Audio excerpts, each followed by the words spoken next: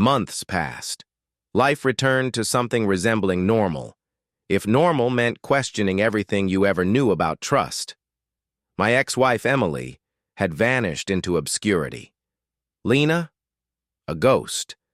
The story of her crimes made headlines, but her name was never on an arrest report. No fingerprints, no trace.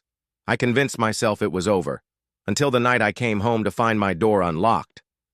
Inside, my apartment was untouched, except for one thing: a single playing card, placed neatly on my, coffee table, the Queen of Hearts, the hunt. Begins, I knew what it meant: a message, a challenge, a game. Lena was out there, and she wanted me to find her. But why? I had no illusions about who she was: brilliant, manipulative, dangerous. But part of me had always wondered, did she ever really care? Or was I just another pawn? There was only one way to find out. I started digging again, this time following her trail instead of running from it.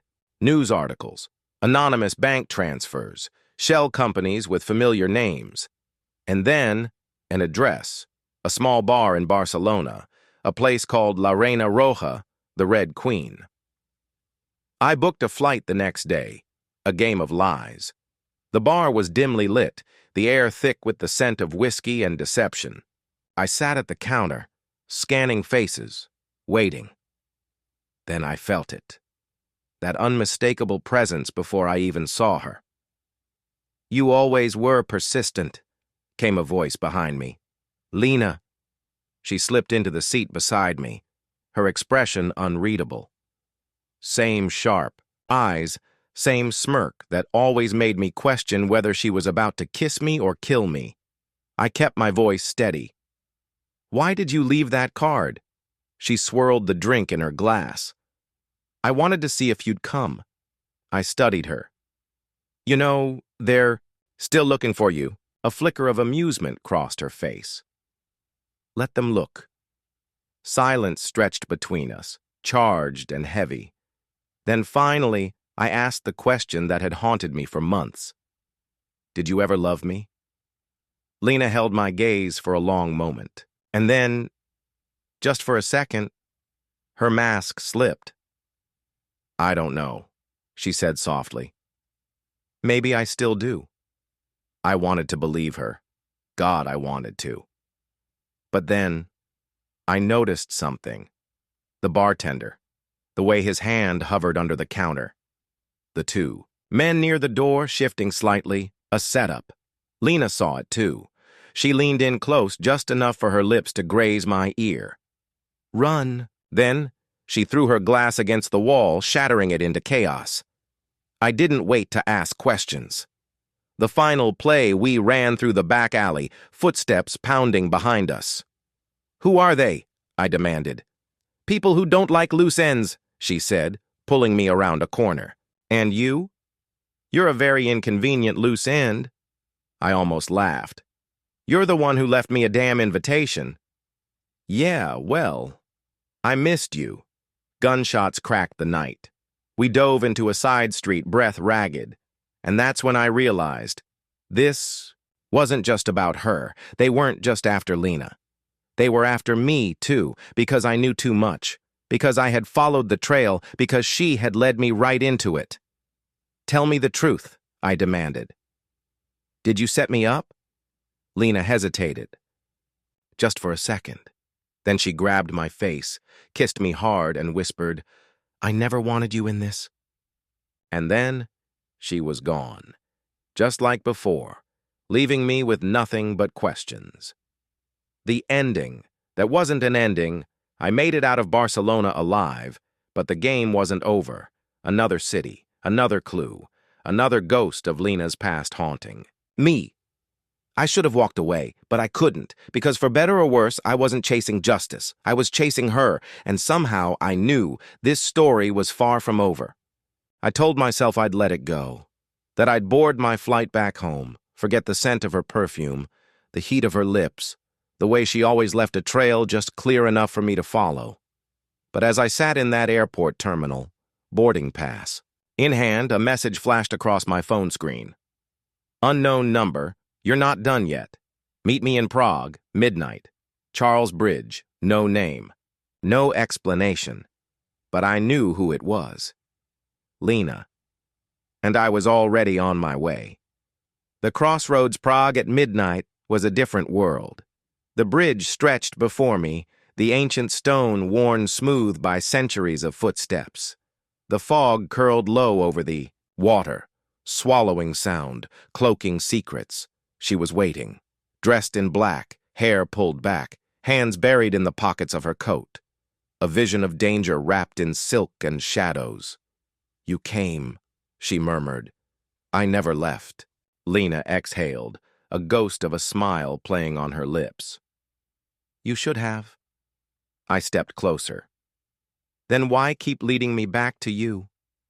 For the first time, she hesitated. Then she pulled a folded document from her pocket and pressed it into my hand. Glanced at it. Bank statements, offshore accounts, transfers linked to names I recognized, politicians, CEOs, criminals. "Someone's cleaning house," she said quietly, "and we're both on the list." I frowned. "We?" Lena gave me a look that sent a chill down my spine. "They're not after me anymore, love. They're after us. A price on our heads. I should have turned and walked away. Should have left her standing there on that bridge. Let her play her games with someone else. But now, I was in it. Deep. And someone out there wanted both of us gone. How do we stop it?" I asked. Lena smirked, mischief flickering in her eyes. "Oh, I have a plan. But you're not going to like it," I sighed. "Why do I feel like it involves breaking the law?" She leaned in, her breath warm against my cheek, because it always does. The heist, before the storm, we needed to disappear. To do that, we needed money. A lot of it. Lena had a lead, an underground vault belonging to one of the very people trying to erase us. The plan was simple. Break in, take what we need, vanish. Simple, of course. In Lena's world meant breaking into a high-security black market bank, cracking a biometric lock, and walking out unnoticed. "This is insane," I muttered as we slipped into the building's basement. She flashed me a wicked grin. "You knew what you signed up for." The vault loomed before us, cold steel, red security lights blinking like a heartbeat. Lena moved with practiced ease, fingers flying over the keypad, bypassing layers of security. Then, click. The door hissed open. Inside, stacks of untraceable cash, diamonds, gold bars, enough to vanish forever. "We take what we need," Lena whispered. "No more." For the first time, I saw it. Maybe she wanted out. Maybe she was tired of running, tired of the chase. But as we stuffed our bags, something wasn't right. A soft beep cut through the silence. Lena froze. Then from overhead, a voice crackled through unseen speakers. "Took you long enough, sweetheart." Lena's face paled. I turned, gun drawn, as a figure stepped into the vault. A man, a ghost from her past. He smirked. "Did you really think I'd let you walk away, Lena?" Her grip tightened around my wrist, and just like that, everything fell apart. The final betrayal? Or not? The vault door slammed shut. We were trapped. The man took a slow step forward, his gun leveled at Lena. "You always were the slippery type. But this time, there's no escape." Lena's eyes flicked to me, just for a second. A silent message. I understood. She moved first, lightning fast, a blur of motion. I followed, lunging forward. A struggle, a shot rang out, and then silence. Blood pooled on the cold floor. Not ours. Lena stood over the man's body, gun smoking, in her hand. Her expression was unreadable. I exhaled. "Tell me the truth." She looked at me, something unreadable in her gaze. Then she tossed the gun aside, grabbed my face, and kissed me like she was drowning. And for the first time, I knew. This wasn't just a game anymore. This was us against the world. And we weren't done yet. The next move, we fled. With the stolen money, with a price on our heads, with enemies lurking in the shadows, we weren't running anymore. We were hunting. Because whoever put us on that list, they were next. The adrenaline hadn't even settled when we crossed the Czech border into Austria. The stolen car hummed beneath us, the highway stretching ahead like a promise. Or a trap. Lena sat in the passenger seat, staring out at the dark horizon. Her fingers tapped against her thigh, a nervous tick I had come to recognize. "They won't stop coming," I said. "I know," she murmured. Then she reached into her bag and pulled out a crumpled slip of paper. "Coordinates." "Vienna," she said. "There's a man there, someone who can tell us who put us on that list." I arched a brow. "And what exactly does this guy do?" She gave me a smirk that didn't reach her eyes. "He makes problems disappear." A man named Varga, the contact lived in an old bar tucked away in Vienna's back alleys. Inside, the place reeked of cigar smoke and desperation. Lena led the way, weaving through the tables until we reached a booth in the farthest corner. A man sat there, nursing a glass of whiskey. His presence was unassuming, middle-aged, balding, a bit overweight, but his eyes, cold, calculating, dangerous. "Lena," he said, swirling his drink. "You've been busy." Lena slid into the seat across from him. I followed, keeping my hand close to my concealed weapon. "You know why we're here," Lena said. Varga smiled, but it didn't reach his eyes. "Of course! You're both dead men walking." I clenched my fists. "Then tell us who put the hit out." Varga took a slow sip of his whiskey before setting the glass down with a deliberate clink. "You two made a mistake," he said. "You didn't just steal from criminals. You stole from the Veil." I felt Lena stiffen beside me. I frowned. "The Veil," Varga chuckled, shaking his head. "You really have no idea what you stepped into, do you?" Lena's voice was tight. "They're a myth." Varga leaned forward, lowering his voice. "They're real. A network of untouchable power brokers. They don't exist on paper. No names, no faces, just influence. They run governments, control economies, decide who lives and who disappears. And now?" He tilted his glass toward us. "They want you gone. No way out awaits settled in my chest. How do we stop them?" I asked. Varga gave me a pitying look. "You don't." I exhaled, glancing at Lena. Her jaw was clenched, her fingers digging into the edge of the table. But she wasn't scared. She was angry. Varga sighed. "Look, I like you, too. So here's my advice. Run. Forget revenge. Forget finding them. Because the moment you think you've won, they'll remind you who's in control." Lena shook her head. "No," Varga chuckled. "I figured you'd say that. But if you go after them, you better be ready to burn the whole world down." Lena's eyes gleamed in the dim light. "That was always the plan, setting the trap we needed leverage, something so powerful the Veil wouldn't dare touch us." Luckily, Lena already had an idea. "Governments, corporations, banks, the Veil has its fingers in everything," she explained as we walked back to our car. "But every empire has weak points. We just need to find theirs." "And you know where to start?" I asked. Lena pulled out a flash drive from her pocket. Varga isn't the only one with secrets. It turned out Lena had been planning this long before I ever found her in Barcelona. She had a list. Corrupt politicians, arms dealers, names tied to the Veil. All we had to do was expose them. But that was easier said than done, because before we could make a move, they found us first. The ambush. The first bullet shattered the windshield. We barely had time to react before the second round hit the side mirror. "Go! Go!" Lena shouted, pulling her gun. I slammed the gas pedal, the car screeching as we tore through Vienna's streets. Headlights swarmed behind us, 3 black SUVs, all unmarked, the Veil's enforcers. Lena rolled down the window, taking aim. She fired twice. One of the SUVs swerved, crashing into a parked car, but the other two kept coming. They're not stopping. I gritted my teeth. Lena reloaded. Then neither are we. We took a sharp turn into an alley, a dead end. But I wasn't slowing down. Hold on, I shouted. The car smashed through a chain-link fence, skidding onto the next street.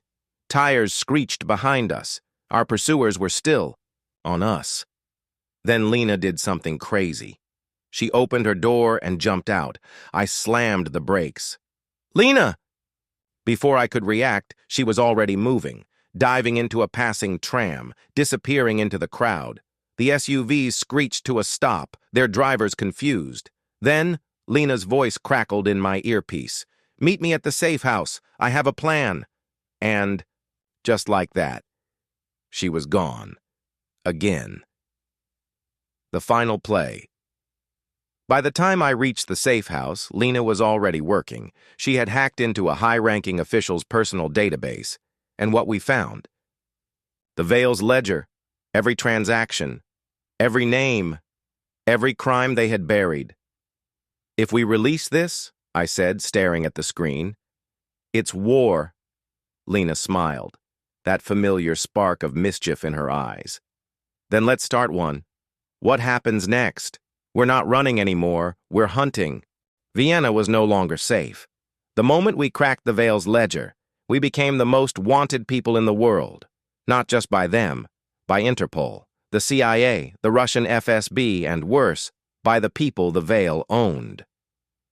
Lena sat across from me in the dimly lit safe house, fingers tapping against the laptop.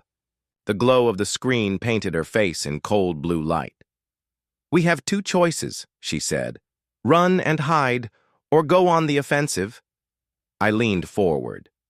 Hiding was never your style, she grinned. Exactly. She turned the laptop toward me. A bank account appeared on the screen, offshore, discreet, stacked with billions. Money stolen, laundered, and tied to some very powerful names. I frowned. What are you thinking? Lena smirked. We're going to make the Vale bleed. The first strike, we needed an ally. Someone with power. Someone just corrupt enough to play both sides. Lena had a name, Alistair Crane, a billionaire with fingers in every industry, including the underworld. The Vale had used him for years. If we flipped him, we'd have a shot at survival. There was just one problem. He'll never betray them willingly, I said. Lena's smile was pure trouble. Who said anything? About willing? Vienna, 3 a.m. The extraction crane was staying at the Hotel Imperial, the kind of place where politicians and criminals rubbed elbows in five-star luxury. Getting in was impossible, so we didn't get in. We made him come out. Lena hacked into the hotel's fire system, triggering an emergency evacuation. Guests poured into the streets, security scrambling. And in the chaos, Crane stepped outside, flanked by bodyguards. That's when I grabbed him. One well-timed chloroform rag, and the billionaire slumped against me like a drunken tourist. We stuffed him into the back of a stolen van and disappeared into the night. A devil's bargain. Crane woke up tied to a chair in an abandoned warehouse. He blinked blearily at us, his expensive suit rumpled, his face a mask of fury. You have no idea who you're messing with, he snarled. Lena crouched beside him, tilting her head. Oh, Alistair, we know exactly who we're messing with. She tapped her laptop, and a screen flickered to life. Bank records, offshore accounts, bribery transactions. We had his entire empire at our fingertips. His confidence wavered. What do you want? I folded my arms. Names, locations, weaknesses, the Vale's inner circle. Crane exhaled slowly. If I talk, I'm dead. Lena smirked. Then you better hope we kill you first. The Betrayal Crane gave us a name. Victor Stavos, the Vale's fixer. The man who cleaned up their messes, erased their problems. He's in Zurich, Crane said. Meeting with the others in 3 days. We had what we needed, but we underestimated one thing. Crane wasn't as scared of us as he was of them.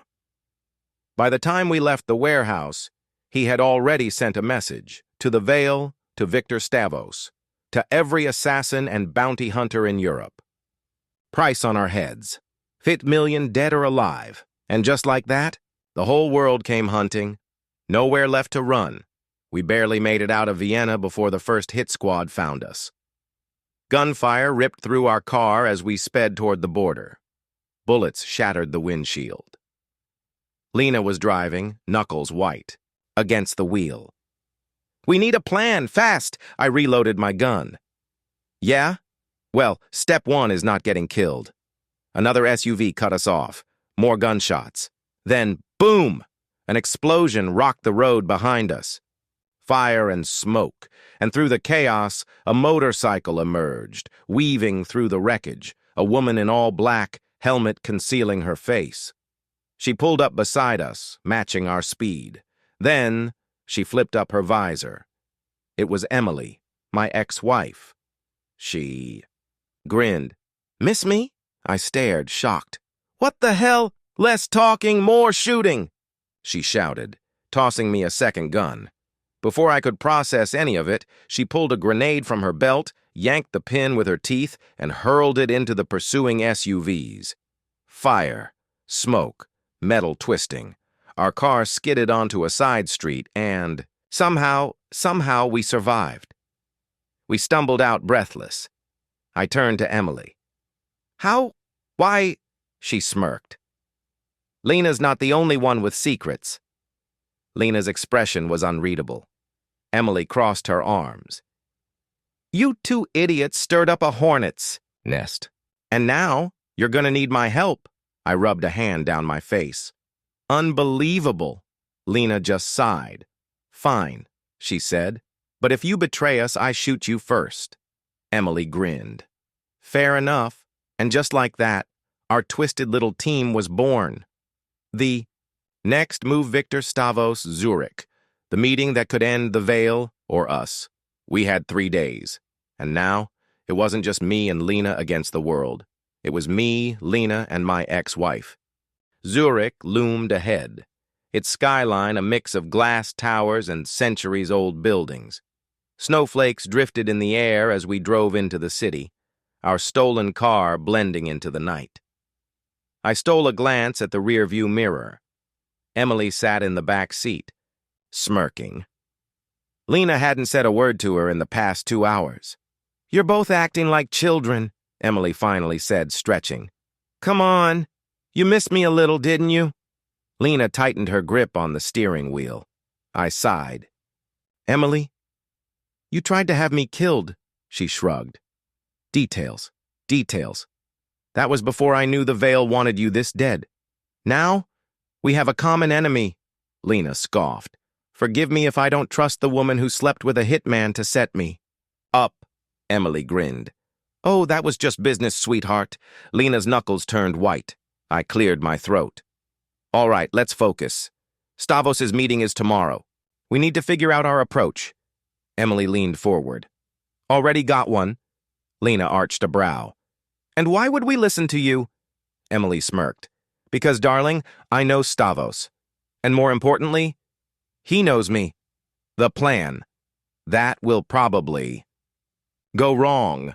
Stavros was a ghost. No photos, no records, just whispers in the underground. But tomorrow, he'd be meeting at the König Club, an exclusive Zurich hideout for the world's elite criminals. Entry required connections, which apparently Emily had. "I used to work with one of Stavos's bodyguards," she explained casually, flipping a knife in her hand. "I can get inside." "You too?" "Not so much." Lena frowned. "So what? We let you go in alone?" Emily winked. "No, honey.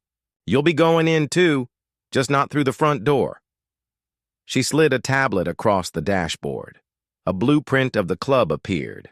"A service tunnel runs under the building," Emily continued. "Lena, you'll hack the security. Lover boy here. We'll sneak in with you." I sighed. "And what's your role?" Emily grinned. "I'll be sitting pretty, drinking champagne, and getting close to Stavros." Lena exhaled sharply. I don't like it. Emily's eyes gleamed. Oh, I know you don't. I rubbed my temples. Fine, we do it your way. But if you double-cross us, I swear. Emily raised a hand. Relax, darling. If I wanted you dead, I wouldn't have saved your ass. Lena muttered something in Russian that I was pretty sure was an insult. And just like that, the worst team-up in history was born. The König Club. The setup. The night of the meeting, Emily strutted into the König Club like she owned the place. Lena and I were beneath the building, crawling through a maintenance tunnel lined with security lasers. Don't touch the red beams, Lena whispered. Gee, thanks for the tip, I muttered. Emily's voice crackled in our earpieces. Boys and girls, I'm in. Stavros just arrived. I checked my watch. We had exactly 15 minutes. Lena typed furiously on her tablet, overriding security. I'm in the system. 2 guards near the storage room. Move now. I crept forward, silenced pistol in hand. 2 quick shots. The guards dropped. Lena gave me an impressed look. You're getting better at this, I smirked. Good teacher. She rolled her eyes. Don't get cocky. The target inside, Emily had already charmed her way to Stavos's table. She laughed at something he said, leaning in closer. Victor, darling, you always did love your secrecy. Stavros, tall, silver-haired, with a scar running down his jaw, gave her a measured look. Emily, he said, his voice smooth as silk. You should be dead. Emily smirked. You know me. Hard to kill. Stavros sipped his whiskey. And yet here you are, infiltrating my club, sitting at my table. Emily leaned in. Because I have something you want. Stavros raised a brow. And what would that be? She smiled. The Veil's ledger. The double cross in the tunnels. Lena and I froze. What the hell is she doing? Lena whispered in my earpiece. I clenched my fists. Emily was going off script. Stavros studied her. You have my attention. Emily tilted her head. I can give you the files, but I want something in return. Stavros smirked. Let me guess. You want the Veil gone. Emily's voice was velvet. I want power, and I want a seat at the table. Lena's hands trembled with rage. I knew it, she hissed. I exhaled. We need to move, now. Chaos erupts. Lena killed the security feed. The lights flickered off. Gunfire erupted upstairs. Emily flipped the table, drawing her gun. Took you long enough! I burst into the room, shooting. 2 of Stavos's guards. Stavros dove for cover, pulling a hidden blade. Lena followed me in, tossing a smoke grenade. The room turned into a war zone. Emily grabbed Stavros by the collar, slamming him against the wall. Tell me where the Veil meets. Stavros laughed. You don't get it, do you? He said. You can't stop them. Lena aimed her gun. We'll see about that. Then, a sniper shot shattered the window. The bullet hit Stavros right between the eyes. Spun toward the rooftop across the street. A shadowy figure disappeared. Emily cursed. Damn it, they silenced him! The lights of Monte Carlo shimmered like diamonds against the Mediterranean. The air smelled of salt, money, and deception. Monaco was a playground for the powerful, where billionaires gambled fortunes, royals hid secrets, and criminals mingled in tuxedos. And somewhere among them, the leaders of the Veil. This wasn't just another meeting. This was where they decided the future of the world. And tonight, we were crashing the party, a deal with the devil. The yacht was called Eclipse. 3 decks, bulletproof windows, and a security force that made Fort Knox look sloppy. Lena scowled at the screen of her tablet. This is impossible, Emily smirked. Oh, honey, impossible is just a word for people without imagination. I sighed. All right, let's hear it. Emily tossed a black card onto the table. It was an invitation. How? Lena asked. Emily grinned. Turns out an old friend of mine owed me a favor. Meet our new identities, Mr. and Mrs. Vanderbilt, billionaires from New York. Lena crossed her arms. And me? Emily smirked. The jealous ex, obviously. Lena threw a pen at her. I rubbed my temples. Okay, focus. Once we're in, we find the head of the veil. We get them alone. We end this. Emily arched a brow. And if it all goes wrong? Lena loaded a pistol. Then we burn the whole damn yacht. Down, I sighed. Wonderful. Another night of subtlety. Emily winked. That's why you love me, Lena growled. That's why I have a gun. The party begins. The yacht floated in the bay, a beacon of wealth and corruption. We walked up the marble gangway in our finest attire. Emily wore a red dress that made men turn their heads. Lena wore a black gown that made them look twice.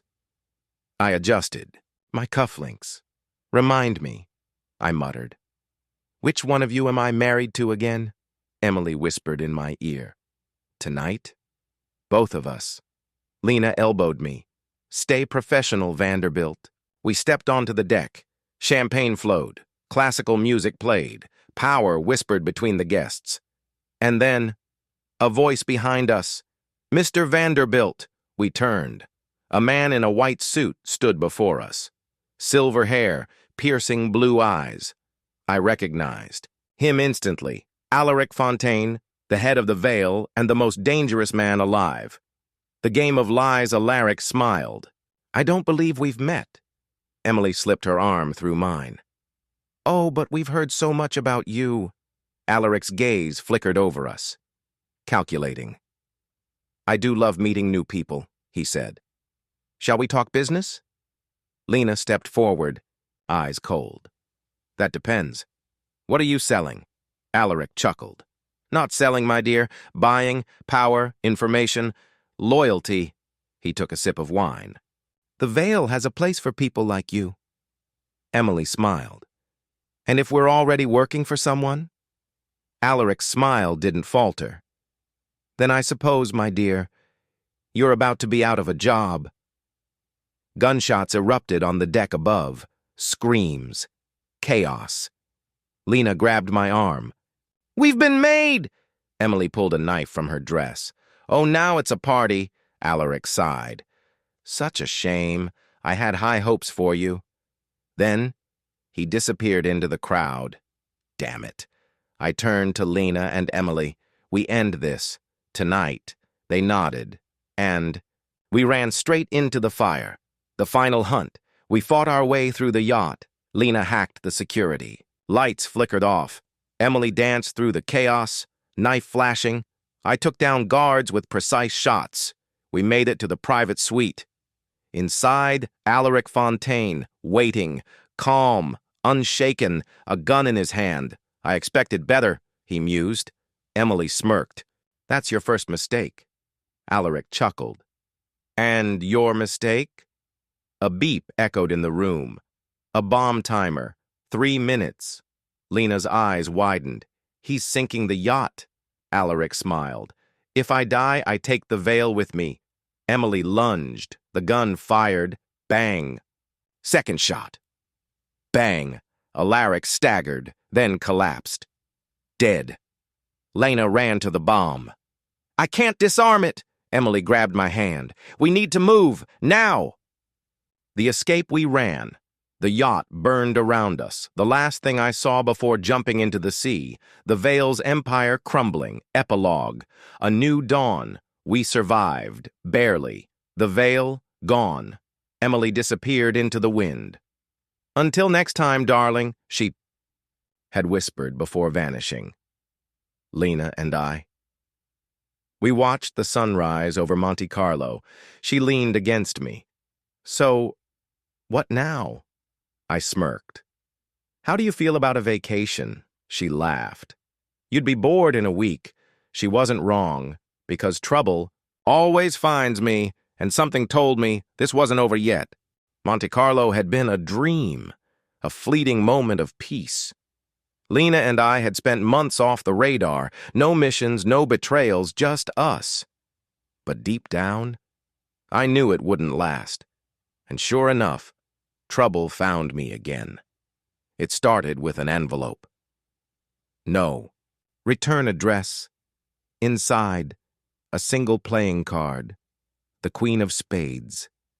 Lena saw it and her face went pale. "Where did you get this?" she whispered. I frowned. "Someone slid it under our door this morning?" Lena exhaled sharply, gripping the card like it was a death sentence. "This is bad," she muttered. I arched a brow. "Care to explain?" She hesitated. Then, "The Queen of Spades means one thing in the underworld," she said quietly. I leaned in. Lena met my gaze. "It means Emily is alive." The return of a phantom, I shouldn't have been surprised. Emily was too smart to die, too slippery to stay. Buried. But why now? And why send a warning? Lena was already packing. "We need to leave," I caught her wrist. "Wait! If Emily's alive, what does she want?" Lena's jaw clenched. "If she's reaching out like this, it means she's either in danger or she's the danger," I finished. Lena nodded grimly. We exchanged a look, then a knock on the door. Lena instantly drew her gun.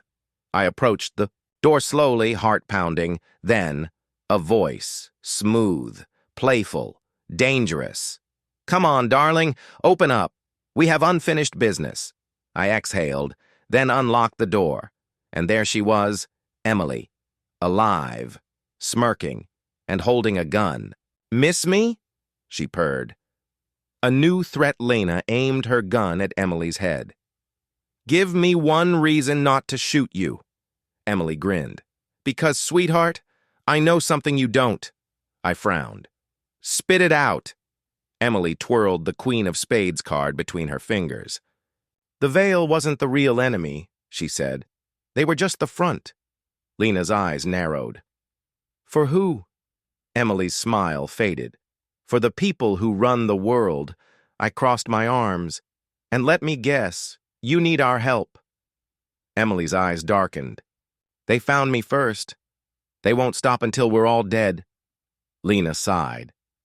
"I knew this was a bad day." Emily smirked. "Oh, honey, you have no idea how bad it's about to get." Then, boom! The window shattered. A sniper's bullet missed my head by inches. Emily dove. Lena fired back. I grabbed the nearest gun. The room was compromised. I looked at Emily. "Tell me everything, now." She exhaled, then whispered two words that changed everything. Black Dawn. The gunfire had barely stopped ringing when Emily grabbed my wrist and yanked me toward the back door. "Move! Now!" Lena was already ahead, clearing the exit. The moment we stepped into the alley, a black SUV skidded around the corner. Emily shoved me forward. "Get in!" Lena hesitated. "We don't even know who's driving!" Bang! Another sniper shot whizzed past. No time for questions. We jumped in. The SUV peeled out, tires screeching. I turned to see who was driving. A man I didn't recognize. Steel gray eyes, scar along his jaw. He met my gaze through the mirror. "Nice of you to finally join us," Emily sighed. "Vince, drive faster." Vince smirked. "You're welcome, by the way." Lena glared at Emily. "Who the hell is this?" Emily leaned back, exhaling. "This, my dear, is the only man standing between us and certain death." I clenched my jaw. "Start talking." Emily's smirk faded. "Black Dawn isn't just another organization," she said.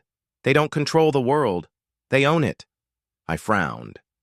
"And the veil?" Emily shook her head. "A distraction, a smokescreen.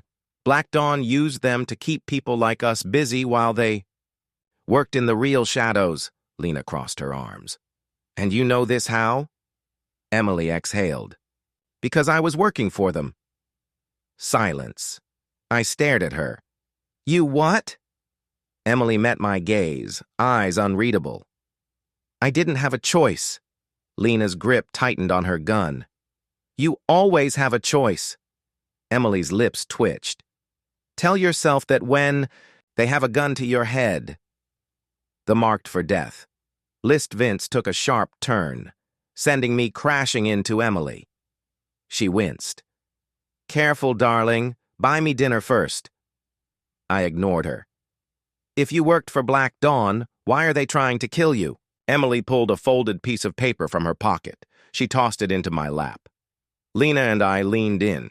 It was a list of names, some crossed out, some still alive. At the top, mine, Lena's, Emily's. I exhaled. We're on a kill list? Emily nodded. Along with every asset who knew too much. Lena's fingers traced the names. Politicians, spies, mercenaries. I recognized at least 3 people who had died under suspicious circumstances. I looked back at Emily. And what's your grand plan? Emily's smirk returned. We take them down first. Vince chuckled. She makes it sound so simple, doesn't she? Lena wasn't amused. You're asking us to go to war with the most powerful organization on the planet. Emily grinned. Oh, sweetheart, we're already at war. And then... The car exploded. The ambush. The blast flipped the SUV, glass, metal, fire. I hit the pavement hard, ears ringing. Lena groaned beside me, trying to get up. Emily coughed, covered in dust. Vince wasn't moving. I forced myself to my feet. Men in black combat gear were already closing in, rifles raised. Emily grabbed a fallen pistol. Here we go again. Lena took cover behind the wreckage, reloading. I exhaled. Then the gunfight began. Bang! Bang! Bang! We fought like hell. One by one, the soldiers dropped, but more kept coming. Emily grabbed my arm. We need an exit, Lena pointed. There, the subway! Tunnel! We ran. Bullets ricocheted off the walls. I had no idea where we were going. All I knew, Black Dawn wasn't playing games anymore, and if we didn't act fast, we were already dead. To be continued? Black Dawn knows our names, the kill. List is real, and there's nowhere left to hide. But if they think we'll go down easy? The subway tunnel stretched ahead, dark and endless. The air was thick with dust and the echoes of our footsteps. Behind us, the Black Dawn operatives regrouped. We had seconds before they came after us. Emily tapped her earpiece. Vince, talk to me. Silence. I grabbed her wrist. Vince is dead, Emily. Her jaw clenched. No, he's not. Lena cursed under her breath. We don't have time for this. Either we move or we die. I turned to Emily. If Vince is alive, he'll find us. Right. Now we need to disappear. Emily exhaled sharply, shoving her emotions aside. Fine. Follow me. She took off deeper into the tunnels. Lena looked at me. You trust her? I checked my gun. I don't trust anyone anymore. The safe house that wasn't safe. We surfaced through a hidden maintenance exit and emerged in the back streets of Berlin, a city with too many eyes and too many ghosts. Emily led us to an abandoned bookstore, one of her old hideouts. Inside, the air smelled like dust and ink. The bookshelves were lined with forgotten knowledge, and the walls were thick enough to muffle gunfire. Emily locked the door behind us. We're safe. Lena wasn't convinced. For how long? Emily ignored her, yanking a hidden panel from the floor. Underneath was a steel box. She unlocked it and pulled out a single black USB drive. She tossed it to me. That's our ticket to ending Black Dawn. I turned it over in my palm. What's on it? Emily's eyes darkened. Names, locations, every operation they've ever run. Lena's brow furrowed. Then why are we still alive? Emily sighed. Because it's encrypted. Only one person in the world can unlock it. I exhaled. And let me guess. They're dead? Emily smirked. Not yet. But give it a few hours. Lena threw up her hands. Perfect. Another suicide mission. Emily grinned. You missed me? Admit it. Lena pulled out her gun. Ask me again after we survive. I pocketed the drive. Who do we need to find? Emily hesitated. Then, Alaric Fontaine's brother. Silence. Lena stared. Fontaine had a brother? Emily nodded. And he's even more dangerous. I ran a hand through my hair. You should have stayed dead, Emily. She winked. Oh, darling, where's the fun in that? Berlin. A city of spies, we hit the streets before dawn. Berlin was perfect for ghosts, the kind of place where enemies vanished and secrets whispered through alleys. Emily led the way. Our target is a former MI6 cryptographer. He went dark 3 years ago. Lena crossed her arms. And you know where he is? Emily smirked. I know who does. She pointed at a dimly lit bar across the street. The Raven's Nest, full of ex-spooks and mercs. I sighed. Let me guess. This is where it all goes. To hell? Emily grinned. Welcome back to the game. We stepped inside, and every head turned toward us. Trouble had already found us. The meeting that turned into a bloodbath. The bartender, a Russian named Dmitri, leaned forward. Back from the dead, Emily? Emily slid into a seat. Surprised? Dmitri chuckled. Not in the slightest. His gaze flicked to me and Lena. And them? Emily smirked. The reason I'm still breathing? Dmitri exhaled. You're looking for Fontaine's brother, aren't you? Lena stiffened. How do you know that? Dmitri poured himself a drink. Because you're not the only ones. Emily's smirk faded. Who else is after him? Dmitri glanced at the door. Them. We turned. 4 men in Black Dawn suits, guns already raised. Dmitri sighed. Told you this was a bad idea, then bang, bang, bang! The chase begins. Bullets tore through the bar. Glass shattered. I grabbed Emily and threw her behind cover. Lena returned fire, hitting one in the chest. Dmitri ducked, swearing in Russian. You owe me for this, Emily, Emily smirked. Put it on my tab. We fought our way toward the back exit, but Black Dawn was waiting outside. Lena cursed. We're boxed in. I glanced at Emily. Options? Emily grinned. 1. Then she grabbed a grenade off Dimitri's belt and pulled the pin. Dimitri's eyes widened. Are you insane? Emily threw it. Boom, smoke, screams, chaos. We ran, through the flames, through the bullets, because Black Dawn wasn't stopping. And now we were officially out of time. To be continued? Black Dawn is closing in. Fontaine's brother holds the key, and Berlin just became a battlefield. The grenade's blast tore the alley apart, sending fragments of brick and shattered glass flying through the air. The world was a blur of smoke, chaos, and adrenaline. I grabbed Emily's arm and dragged her through the wreckage, Lena close behind. The street was alive with the sound of alarms, gunfire, and the screeching of tires. Black Dawn wasn't just coming for us. They were hunting us down with a fury. We ran, but the walls seemed to close in. Every corner, every shadow felt like an ambush waiting to happen. I couldn't shake the feeling that this was it, the beginning of the end. We reached the end of the alley, out of breath, just as another Black Dawn operative appeared at the mouth of the street. Move! I shouted, and we dove into an open doorway, a hidden entry to an underground parking garage. The door slammed shut behind us, and I could hear their footsteps getting closer. The garage was empty, for now. All right, we need a new plan, I said, catching my breath. Emily was already pulling out a map, her eyes sharp. We're getting close to Fontaine's brother. There's an old warehouse on the edge of the city where he's been hiding. Lena eyed her suspiciously. How do you know? This? You said he was off the grid. Emily shrugged.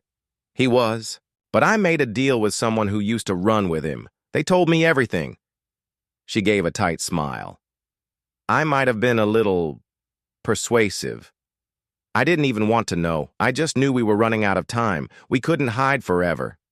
The warehouse of secrets. The ride to the warehouse was tense. The streets were practically deserted, a rarity for Berlin. We knew Black Dawn had eyes everywhere, and if we stayed in the open too long, they would catch us. We pulled into the secluded industrial district, and Emily pointed to a rusted building in the distance. There. That's where he's hiding. Lena didn't waste time. She grabbed her gun and moved forward, eyes scanning the surroundings. I followed Emily. What exactly are we walking into here? Emily didn't meet my gaze. A war zone. Fontaine's brother has his own mercenary army, but with Black Dawn after him, he's probably running scared.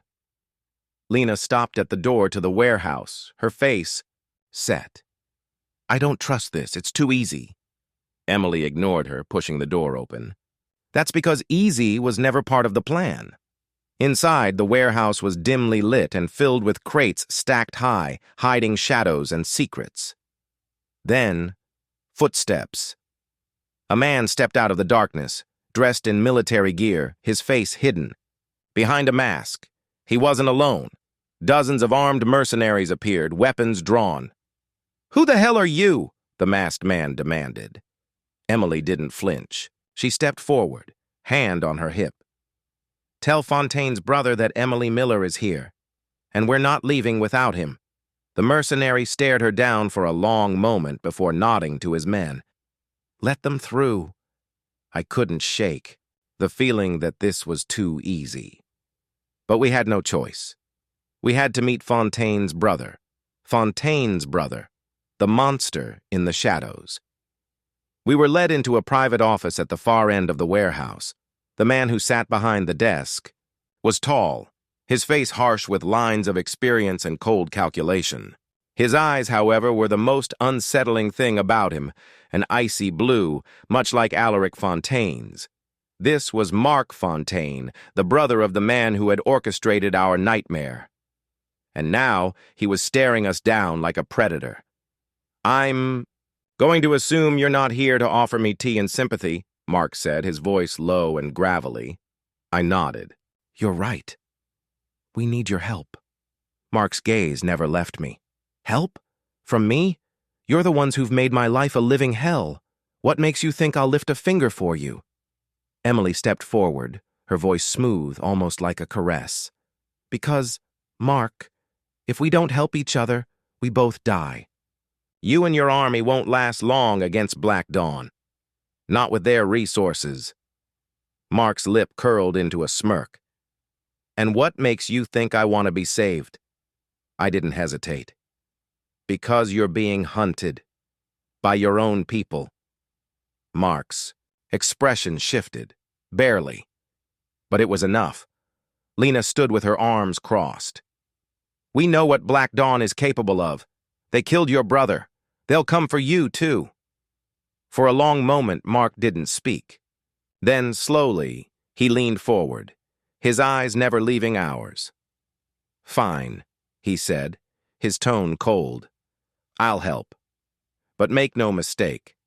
This is your war now. I'm just helping you survive it. The battle to end. All battles, by the time we left the warehouse. Mark had given us the location of Black Dawn's hidden base of operations. It was located beneath an abandoned mansion on the outskirts of Berlin, an underground facility where they ran their most secretive operations.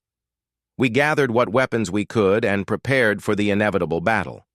Mark had promised us an army of his own mercenaries, but I knew we couldn't rely on anyone but ourselves. The clock was ticking. We gathered in the cold, dimly lit room, the weight of our impending assault hanging heavy in the air. The walls felt like they were closing in, the underground facility we were about to infiltrate serving as the heart of Black Dawn's operations.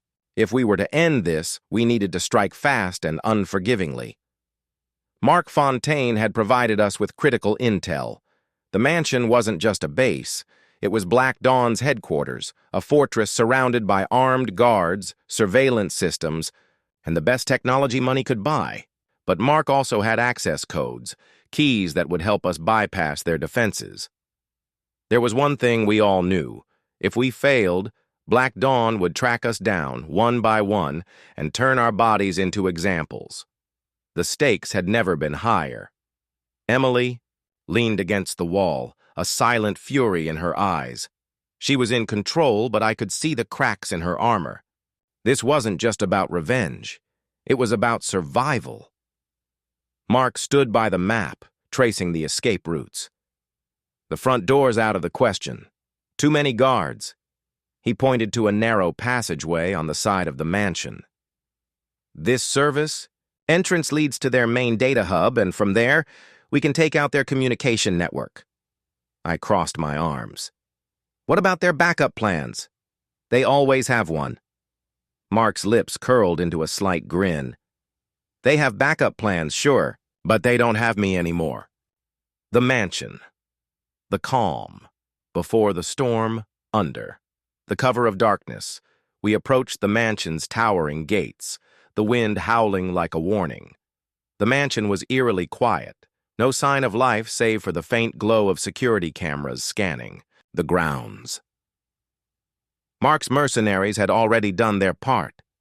They took position along the perimeter, prepared for any Black Dawn reinforcements. Lena checked her gun, her eyes hard, focused. She was ready to kill. Emily and I shared a brief look before we moved into position. It was time. We moved toward the service entrance Mark had marked, making our way across the shadowy grounds with practiced precision. Every step felt like a calculated risk. The mansion loomed above us like an ancient sentinel, watching, waiting.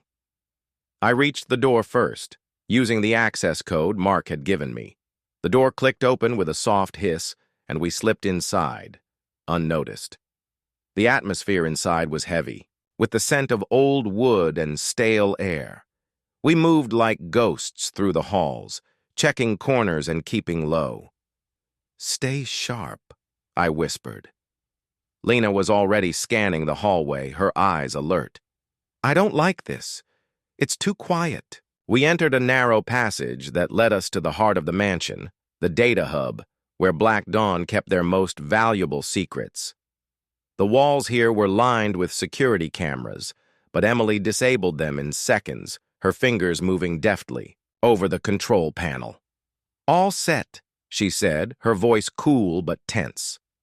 The heart of darkness. We arrived at the data hub, an enormous, high-tech room filled with monitors, wires, and glowing screens. It was the pulse of Black Dawn's operations, the place where they tracked everything, from intelligence gathering to covert missions. I knew if we could shut this down, we'd cripple their ability to respond, even if they had contingency plans. Waiting. Lena and Mark took up positions by the door, keeping watch. Emily and I moved toward the main console, her fingers flying over the keyboard as she accessed the files. But then, the sound of footsteps. I froze. "Stay down," Emily whispered, pulling me behind a set of monitors. We both held our breath, listening. The footsteps grew louder. Then, a voice. "They're here." It was familiar. Black Dawn's leader, a man I had heard of but never met. Alaric. Fontaine. I couldn't see him, but I could feel his presence through the walls like a shadow lurking. His power, his control, it was everywhere. I looked at Emily. Her face was blank, but there was a flicker of something I couldn't place. Regret? Fear? "Get ready," I said, hand on my gun. But it was too late. The final betrayal. The door slammed open, and Alaric Fontaine stepped in. His eyes locked on Emily's, cold and calculating, like a man who knew he was about to win. "Did you really think you could take everything from me, Emily?" Alaric's voice was low, filled with venom. Emily didn't respond. She didn't need to, but I could feel it, the weight of the past between them. They shared a history, and it was one darker than anything we could have imagined. "Stay behind me," I whispered to Emily, but she ignored me. "I'm not here for you, Alaric," she said, her voice cutting through the tension. "I'm here for them." She gestured to the monitors where Black Dawn's operations were laid bare, every file, every transaction, every asset they controlled. Alaric's lip curled into a smile. "You never did learn, did you? You can't escape the past, Emily. Am the past, Lena's voice rang out. This is bigger than you, Fontaine. Alaric laughed, the sound hollow. The sun hadn't yet risen, casting long shadows over the city. We had barely made it out alive, the remnants of Black Dawn's empire crumbling behind us. But as I sat in the back of the SUV, my heart racing, I knew the fight wasn't over. Mark, sitting beside me, kept his eyes on the rearview mirror. We're not safe yet, he muttered. If Alaric can still track us, we've got a problem. They'll know where we are within the hour. Emily, who had been quiet for the entire ride, broke the silence. Her face was unreadable, her thoughts clearly miles away. Alaric isn't the only problem, she said softly. There are other factions, other players in the game. Black Dawn's only one part of a much larger network. I turned to her, eyes narrowing. What are you saying? She hesitated, then spoke, her voice carrying a weight of hidden knowledge. I didn't just run from Black Dawn, Vince. I was trying to escape something worse, something bigger. Alaric's not the only one with plans. I felt the weight of her words hit like a blow to the gut. What are you talking about? Who else is out there? Mark leaned forward, his face hardening. We need to get to a safe house. We can't discuss this out in the open. There's too much at risk. The safe house. Secrets unraveled, we arrived at a dilapidated building on the outskirts of the city, an old abandoned warehouse hidden in plain sight. Mark's mercenaries were already on high alert, watching every angle, ready for any sign of trouble. Inside, the space was sparse but functional, just enough room for us to regroup, replan, and take stock of the situation. I couldn't shake the feeling that something was off. Every turn, every glance from Mark or Emily seemed to carry unspoken truths. They were hiding something, and I was getting dangerously close to figuring it out. Mark poured himself a drink and turned to me. We need to take down what's left of Black Dawn, Vince, but that means you need to trust me. You need to trust Emily. I shot Emily a questioning look. She wasn't looking at me, but at a piece of old equipment on the table. What is it? I asked. She turned her gaze toward me, eyes hard. We're not just fighting Black Dawn. We're fighting global syndicates, a network that spans continents. What Alaric started is just one piece of the puzzle. The true threat is much bigger than we thought. I felt my heart sink. And you didn't think to tell me this sooner? Emily's eyes flashed with anger. You think this is easy? We've been running for years, Vince, trying to keep you safe. Trying to keep everyone safe. Mark put a hand on my shoulder, his voice low. The world you think you know is gone. It's all lies. The people pulling the strings, the ones who've been controlling Black Dawn, they're untouchable. But we can make them bleed.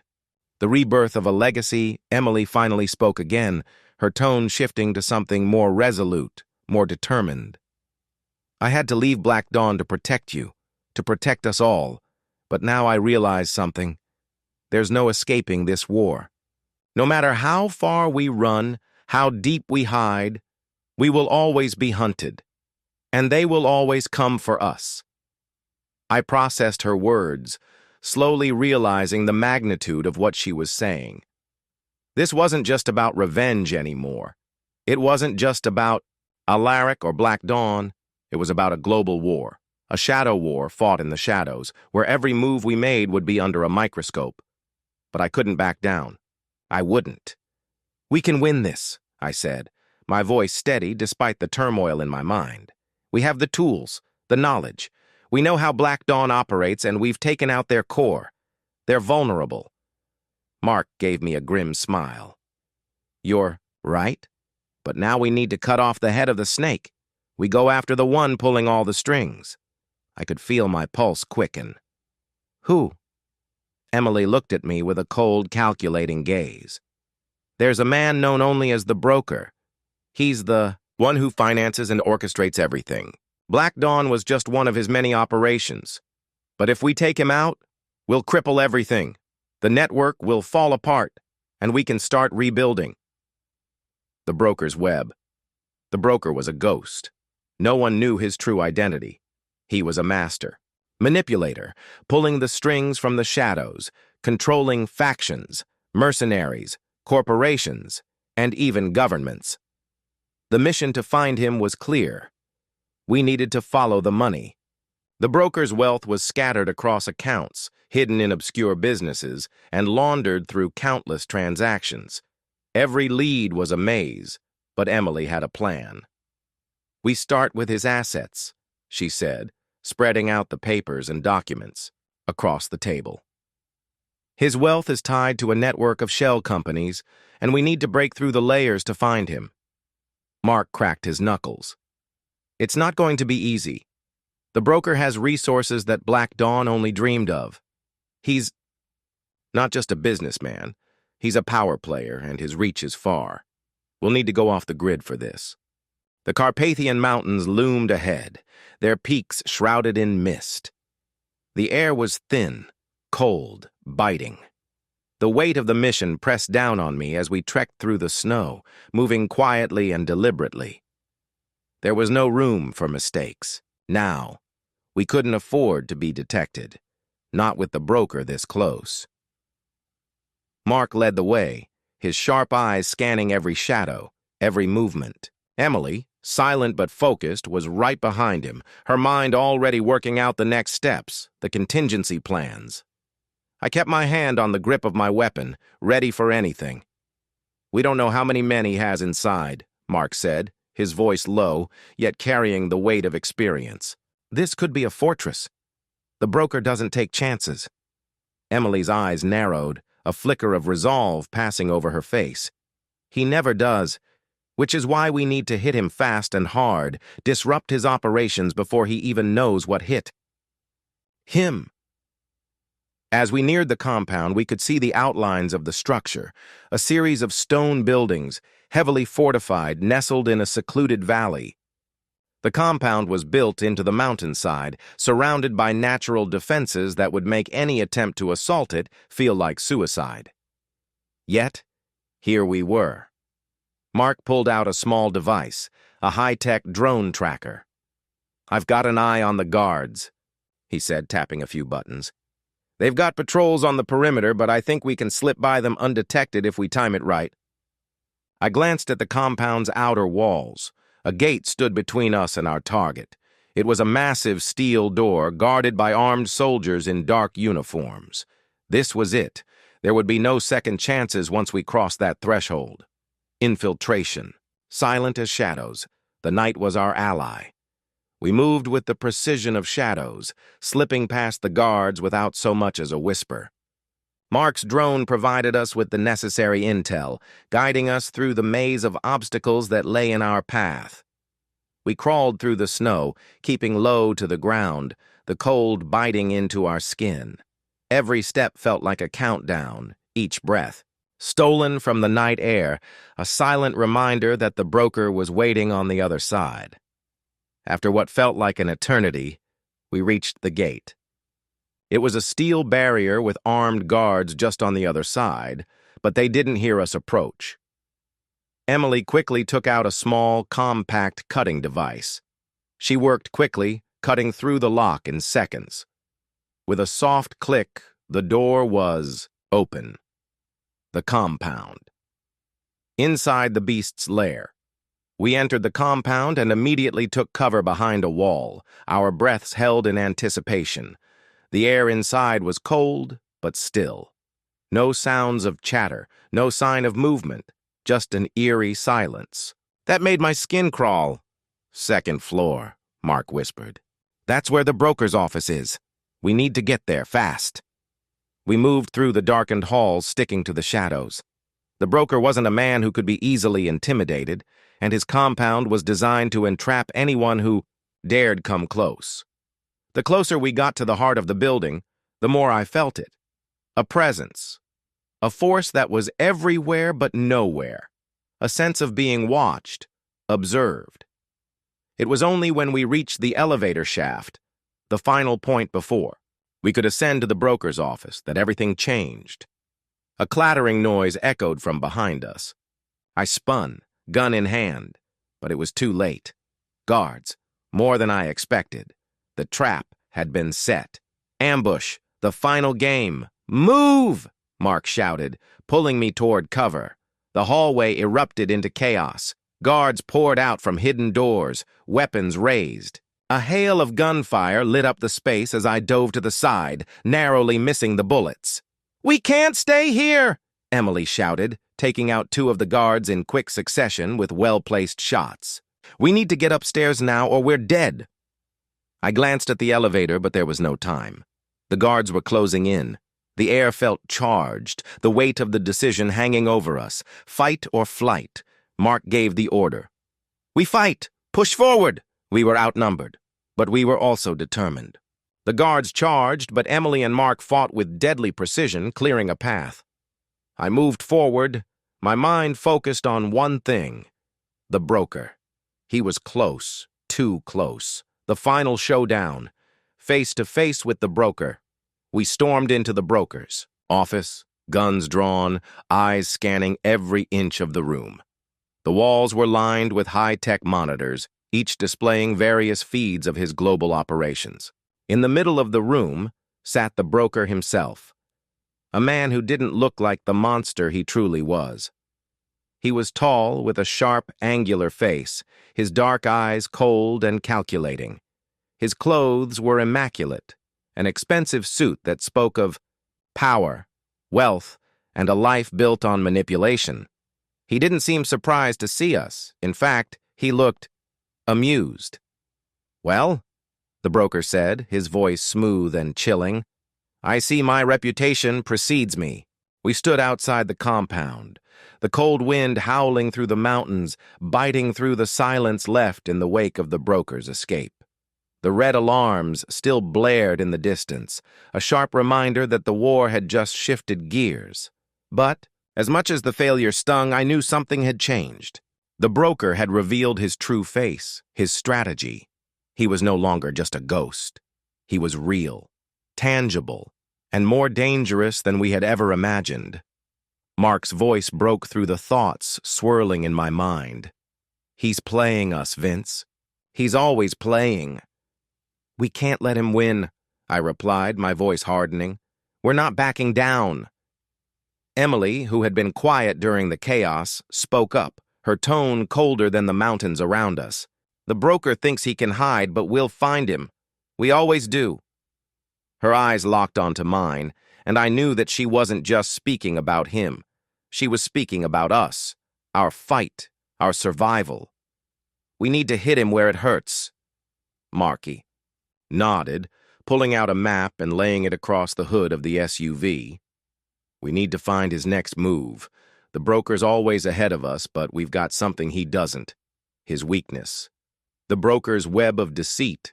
The search intensifies. We spent the next few days on the move, our eyes trained on every lead, every piece of intel.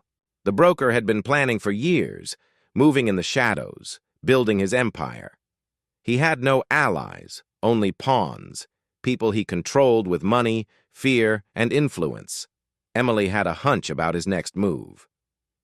"He's heading for a city in the east," she said one morning, her eyes scanning a report. "A place where he has ties to the local government and a few powerful figures.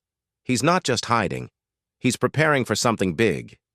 "Something like what?" I asked, unable to keep the unease from creeping into my voice. "I'm not sure," she said, her voice steady despite the uncertainty. "But whatever it is, it involves power and money. He's about to make a move that could change everything." Mark leaned in, his eyes dark with suspicion. "If he's targeting a government, an entire country, this is bigger than we thought. We need to get ahead of him, stop him before he strikes." We knew the stakes were rising, and as we boarded the jet for our next destination, the silence between us felt heavy, as though the weight of the mission had become a physical burden on our shoulders. The eastern city, into the heart of darkness, the city was a sprawling metropolis, an ancient bastion of power hidden behind modern walls. Its streets were chaotic, a mixture of old-world charm and sleek glass skyscrapers. But beneath the surface, the tension was palpable. People whispered in corners, eyes darting to shadowy figures. I could feel the broker's presence, even though he was nowhere to be seen. Mark led the way through the narrow streets, eyes scanning the crowd for any sign of trouble. Emily had been working on contacts, trying to infiltrate the local power structure, but her hunches about the broker's plans were still just that, hunches. "We need to dig deeper," Emily said one evening, looking out over the city from our safe house. "The broker's operations here are well hidden. He's deep within the system." "We'll find him," Mark muttered, his voice low. "We have to." But as we pressed on, trying to piece together fragments of information, the game was starting to shift. Every turn we took felt like we were being drawn deeper into the broker's trap. The more we searched, the more questions arose. The brokers. Final play. A dangerous alliance days passed, and with each one the pressure grew. The broker's plan, whatever it was moving forward. We didn't have the full picture, but we were closing in. Too many people in this city had ties to him, whether through politics, criminal enterprises, or covert deals. But as we gathered, more intelligence. Something unexpected happened. I was meeting with a contact when a shadow appeared, standing just outside the door.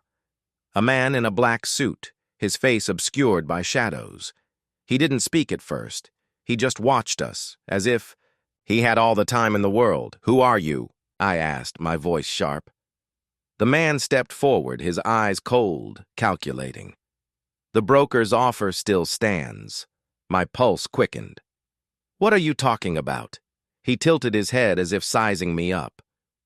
"The broker doesn't just play the game for profit. He plays for power, and now he wants you on his side." Mark, who had been watching silently, stepped forward. "You've got the wrong idea. We're not working for him." The man's lips curled into a thin smile. "I think you'll reconsider when you learn what the broker is planning." A shocking revelation. The broker's true intentions. The man explained his offer. The pieces started to fall into place. The broker wasn't just trying to seize power in this city. He was after something much bigger. He had been manipulating governments, corporations, and underground networks for years. But his ultimate goal was The broker was dead, but his shadow lingered long after his body hit the ground. We stood there, breathless, adrenaline still pumping through our veins, the weight of our actions settling over us like a fog. I glanced at Emily and Mark, both standing silent but watchful. The room was eerily still, the only sound the hum of the fluorescent lights overhead. But inside, something felt wrong. Too wrong. We had won the battle, yes, but I could feel the creeping realization gnawing at the back of my mind. Mark broke, the silence first. "This isn't over. I can feel it. There's something more we're missing." I nodded, agreeing with him.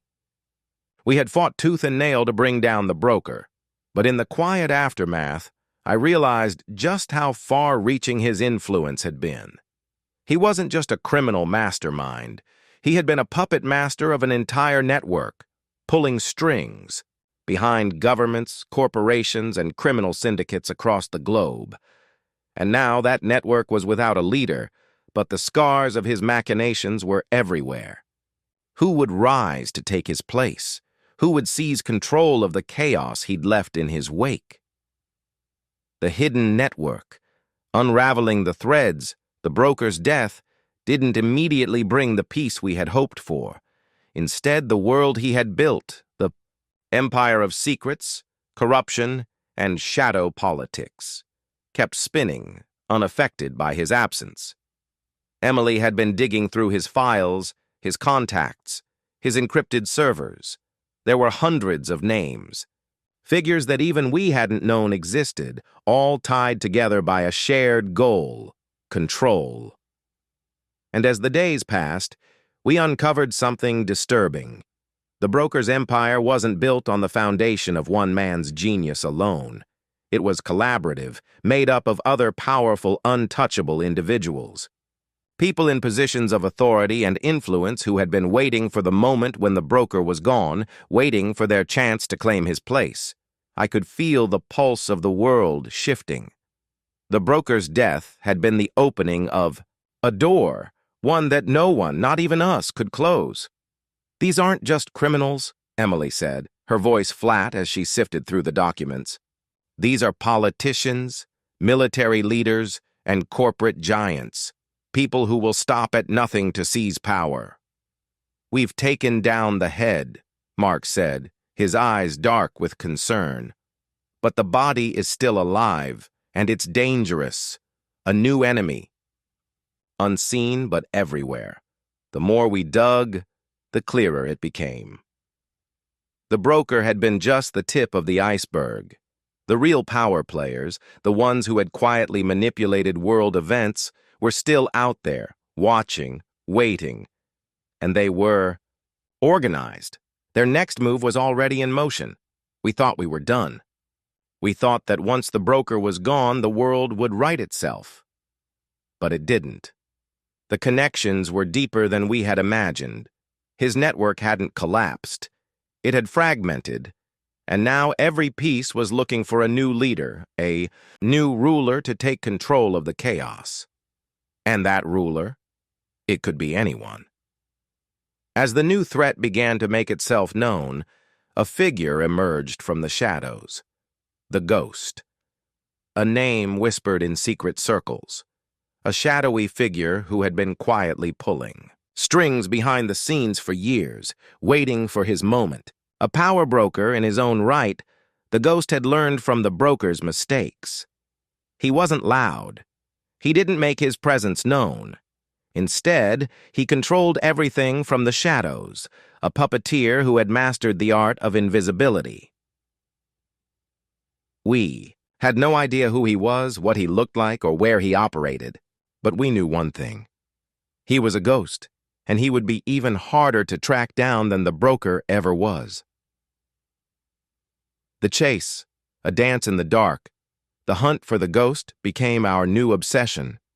Every lead we followed led to dead ends. Every time we thought we were getting closer, the trail would disappear. He was elusive, a phantom who seemed to be everywhere and nowhere at the same time. I started to feel it. This chase, this game we had entered into, was more than just about stopping him. It was about surviving, about trying to outwit a force that wasn't bound by the same rules we were. The broker had been a man we could touch, a figure who had walked the earth with flesh and blood. But the ghost was different. He was everywhere and nowhere. He was the perfect enemy. We kept up the pressure, pushing harder, reaching farther into the darkness, but it felt like we were running in circles. Each victory was quickly overshadowed by a new setback. The ghost was pulling the strings, and we were left scrambling, trying to piece together a puzzle with missing pieces. A revelation, the ghost's true identity. Then, as always happens in stories like these, a mistake was made. A small slip, an unnoticed clue, and everything we thought we knew shifted. A message was intercepted, a coded transmission, and within it, there was something that caught my eye. The truth hit us hard. Daniel Lark, the once trusted mentor, the elusive figure behind the scenes, was the architect of our greatest trials. The broker had been a puppet, his rise and fall nothing more than a stepping stone in Lark's intricate plan. Now that we knew the truth, the hunt took on a new intensity. We couldn't afford to waste any more time. We had to find Lark before he could execute his next move. But how could we find someone who had perfected the art of disappearing? The man had vanished from our lives years ago, and now we knew why. He had been pulling the strings all along. Mark was the first to speak after the silence enveloped the room. "We need to get to his roots, find where he started, who he was before the game began." Emily nodded, her expression grim but resolute. "We'll start at the beginning. His rise wasn't accidental. He built something we missed." I turned to face them, determination hardening my resolve. This isn't just about stopping him anymore. We need to understand him, who he was, how he thinks, and how we can bring him down. This has gone far beyond just a chase. This is about survival. The beginning. Daniel Lark's dark origins. We started digging into Lark's past, pulling up old records, cold cases, and whispers from people who had known him before he disappeared into the shadows. What we found made our blood run cold. Lark had once been a brilliant strategist, a military officer with connections to some of the most powerful institutions in the world. But that wasn't the part that chilled me. No, it was what came after. He had disappeared into the criminal underworld, rising through the ranks like a shadow, using his intelligence and ruthlessness to carve a name for himself. He wasn't just another rogue agent. He was a genius who had seen the world as a giant chessboard, with every move calculated and every player expendable. But there was something else, something we didn't expect. Lark had a secret. He had once been involved with the broker, but their relationship was never what it seemed. At first, it had been a partnership, but it soon soured. The broker was more about the money, the power, while Lark was driven by something far darker. He wanted control, not just over people, but over the world itself. A power grab of such magnitude that no one had ever seen it coming. Lark had orchestrated a plan that would undermine entire governments, topple empires, and leave chaos in its wake. The broker had been nothing more than a stepping stone, an obstacle to be removed once Lark had gained enough power. The hidden message, a puzzle to solve. We were on the brink of understanding Lark's true intentions when something unexpected happened. A message came through. A cryptic, encrypted file that had been sent from an untraceable source. No one knew who had sent it, but the message was clear. It was a riddle, a puzzle, and somehow it seemed like it had been waiting for us. Emily worked tirelessly on the code, her mind sharp and focused. After hours of decrypting, she finally cracked it. The message read, "The ghost is never seen, but always there. The truth is hidden where shadows meet the light. Time is your enemy. Find the place where silence speaks." At first, we didn't know what it meant. But then, Mark's face lit up with realization. It's a location, a place where darkness and light intersect. We've been overlooking it. "Where?" I asked, my heart racing. He glanced at Emily, who nodded in agreement. "The Museum of Lost Time," she said quietly. "It's an old abandoned museum in the city's outskirts. It's been closed for years, but it's a place tied to a dark past, a museum dedicated to history's most forgotten events, a collection of secrets that have been buried for centuries." Mark's voice was urgent. "That's where Lark's hiding. That's where he'll make his final move." The final move. Into the Museum of Lost Time. The air was thick with tension as we made our way to the Museum of Lost Time. The streets were eerily quiet, almost too quiet. The city felt like it was holding its breath, waiting for something to happen. Something that would change everything. The museum was an old, imposing building, its once grand exterior now cracked and faded with time. The tall iron gates were closed, but I could feel Lark's presence behind those walls. He was waiting for us. Mark kicked in the door, and we entered cautiously, our footsteps echoing in the silent halls. The museum was dimly lit, the flickering lights casting strange shadows across the walls. The silence was suffocating, but it wasn't just the quiet that felt oppressive. There was something more, something watching us. "This is it," I whispered. "Lark's final move." We navigated the maze of corridors, the weight of the museum pressing down on us. The walls seemed to close in with each step, and the deeper we went, the more I felt like we were walking into a trap. The walls of the Museum of Lost Time seemed to pulse with energy, like a living, breathing entity. The book in Lark's hands crackled with unnatural power, its dark influence growing stronger with every passing second. I could feel the air thickening, like the very fabric of reality was being stretched and distorted. The ground beneath us trembled as the museum's ancient foundation began to buckle. Dust and debris rained down from the ceiling, but Lark remained, untouched, his eyes glowing with cold satisfaction. "You don't understand," he said, his voice distorted by the unnatural hum of the book.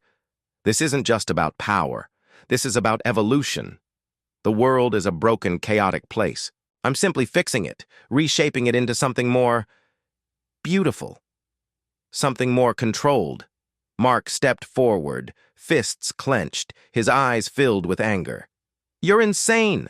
This chaos, this destruction. It's not evolution, it's madness."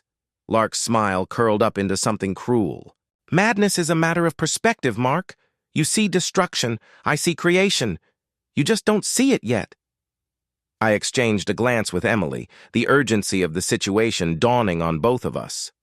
Lark wasn't just after power. He was after complete domination, a vision where he would rewrite the world in his image. The book was the key to unlocking new possibilities, bending time and space itself. He wasn't just going to control people, he would reshape history. We had to stop him, or everything we knew would be wiped out, replaced by a twisted version of reality where Lark was the sole ruler. The final stand.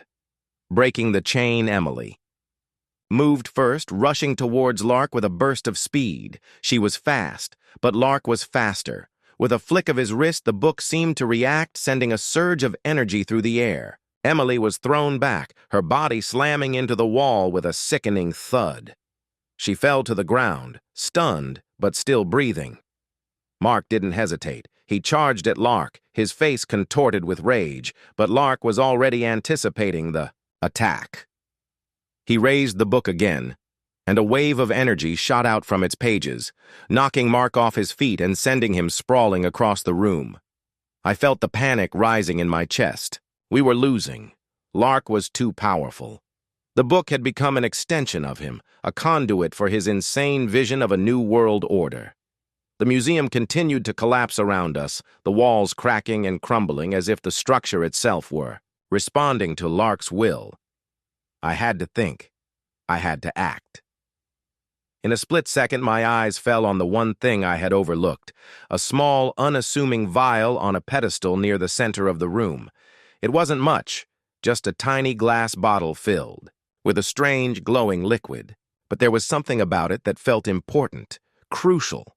I didn't know what it was, but I knew I had to get to it. With a surge of adrenaline, I sprinted across the room, narrowly dodging falling debris. The world around me seemed to slow down as I reached the pedestal, my hand grabbing the vial, just as another blast of energy ripped through the room, narrowly missing me. I didn't hesitate. I held the vial in front of me, trying to make sense of it. Then, I saw the inscription etched into the base. It was a symbol, one that I recognized from our research into Lark's past. A symbol of an ancient society that had once wielded unimaginable power. A symbol that tied back to time itself. Without thinking, I uncorked the vial and drank its contents. The moment the liquid touched my lips, everything changed. The shift, a glimpse. Into the abyss, the world around me seemed to implode. Time itself felt like it was being twisted, torn apart, and rewound.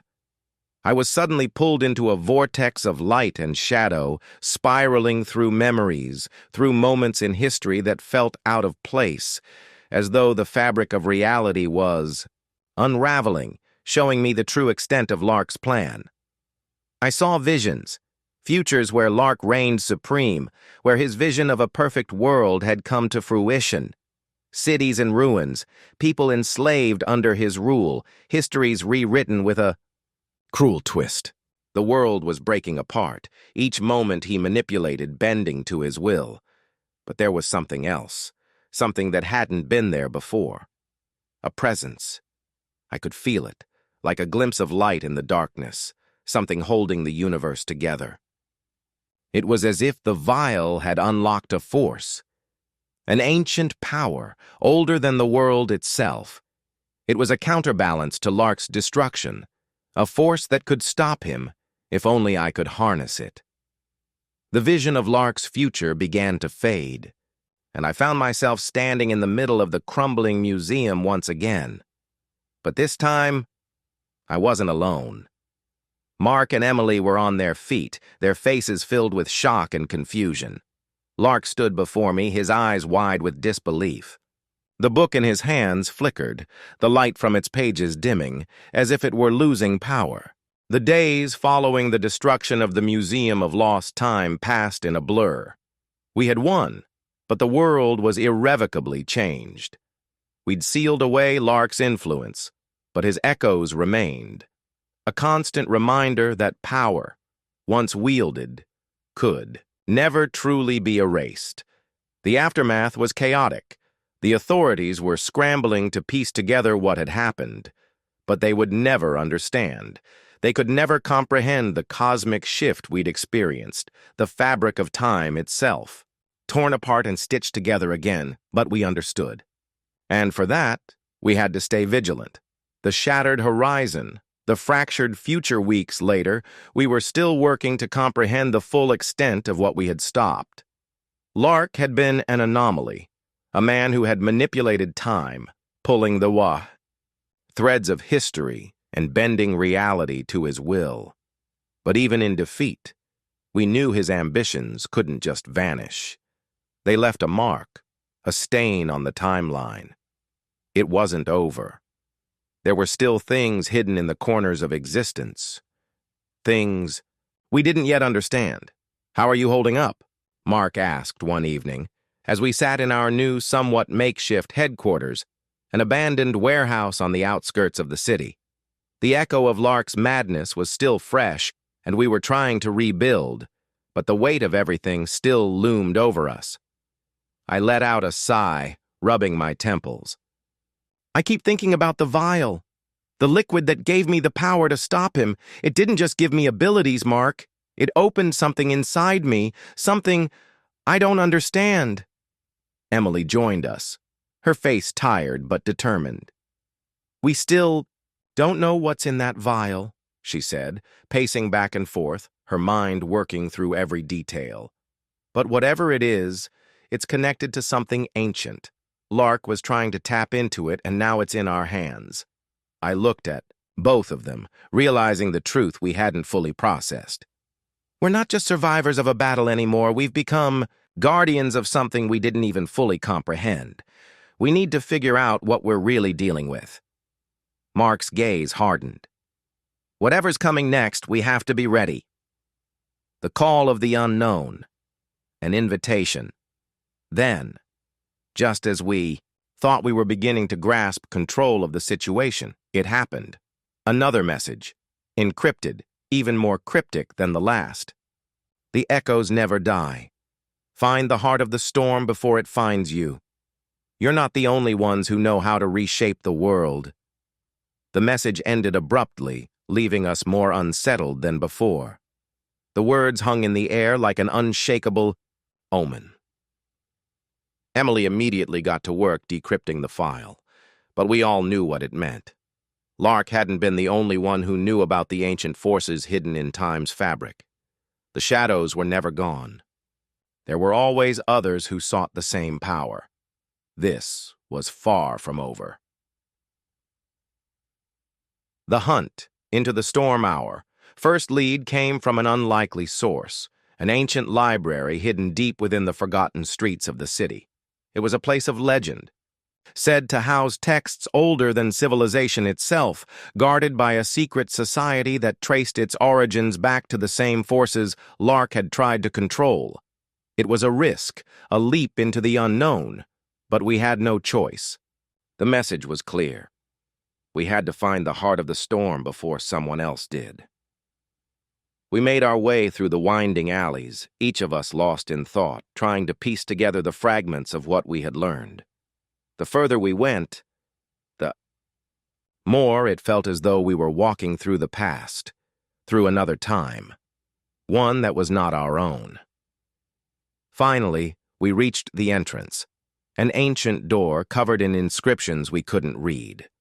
There were symbols carved into the stone, intricate patterns that seemed to shimmer with an energy we didn't understand. Emily stepped forward, tracing her fingers across the carvings. These symbols, they're from the same language we saw in Lark's research. This is where it all started. I nodded. Let's hope it's not too late. The library, the heart of the secret society, inside. The library, the air was thick with dust, and the silence was almost suffocating. The shelves stretched infinitely, each row stacked high with ancient tomes, manuscripts, and scrolls that spoke of time. Not as a linear progression, but as a force, something to be manipulated, twisted. At the heart of the library stood a giant stone pedestal upon which rested a book, but not just any book. This one pulsed with an unearthly glow, its pages shifting as though alive, waiting for someone to unlock its secrets. Here it is, Mark whispered, his voice tinged with awe. I stepped forward, my heart racing.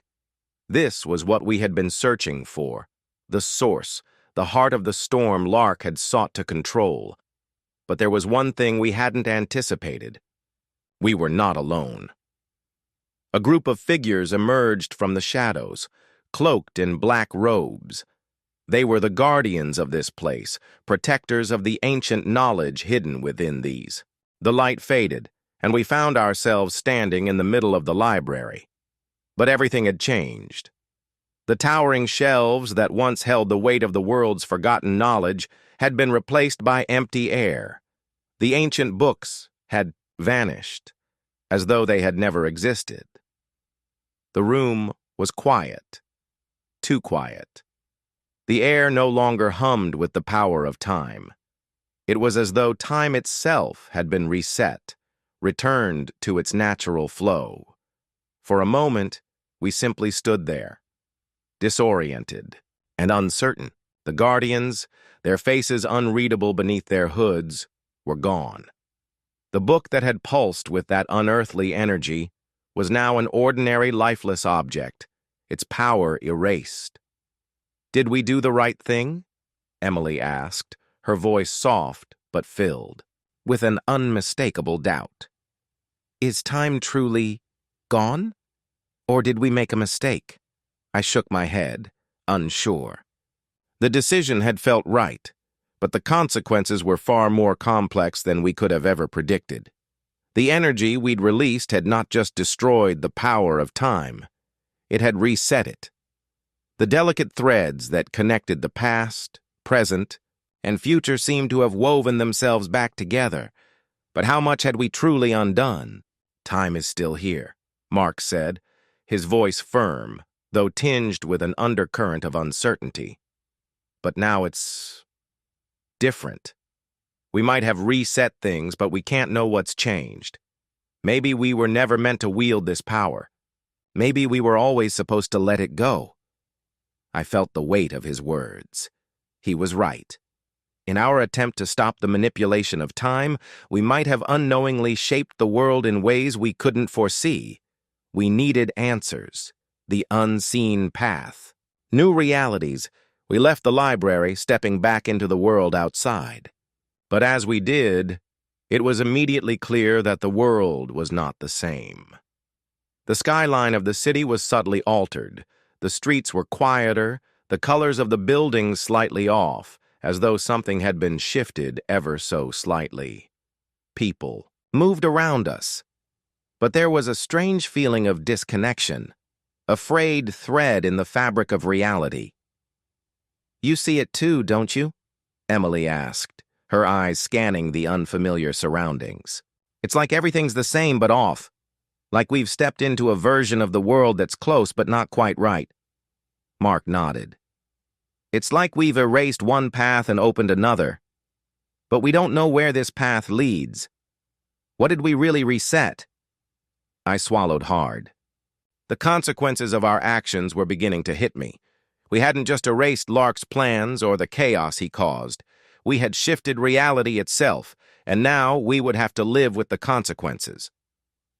A new timeline had begun to unfold, but we had no idea what awaited us. But there was one thing I knew for certain. We couldn't go back. The choice had been made. A shadow in the mist, a new threat. Just as we were about to leave the quiet streets behind and regroup, we noticed something strange. A figure stood in the distance, cloaked in shadows. The figure wasn't human, at least not in the way we understood. Its movements were smooth, almost unnatural, like it was aware of us before we even saw it. I felt an instinctive shiver run down my spine. "What is that?" Emily narrowed her eyes. "I don't know, but I don't like it." The figure stepped forward, and I could see its face, hollow eyes, and an expression that seemed to be waiting for us. It spoke, its voice a chilling whisper that seemed to carry 1,000 secrets at once. "You've changed time, haven't you?" it asked, its voice vibrating with power. "And now you've opened the door." Mark's hand tightened into a fist. "Who are you?" The figure tilted its head, a smile stretching across its face.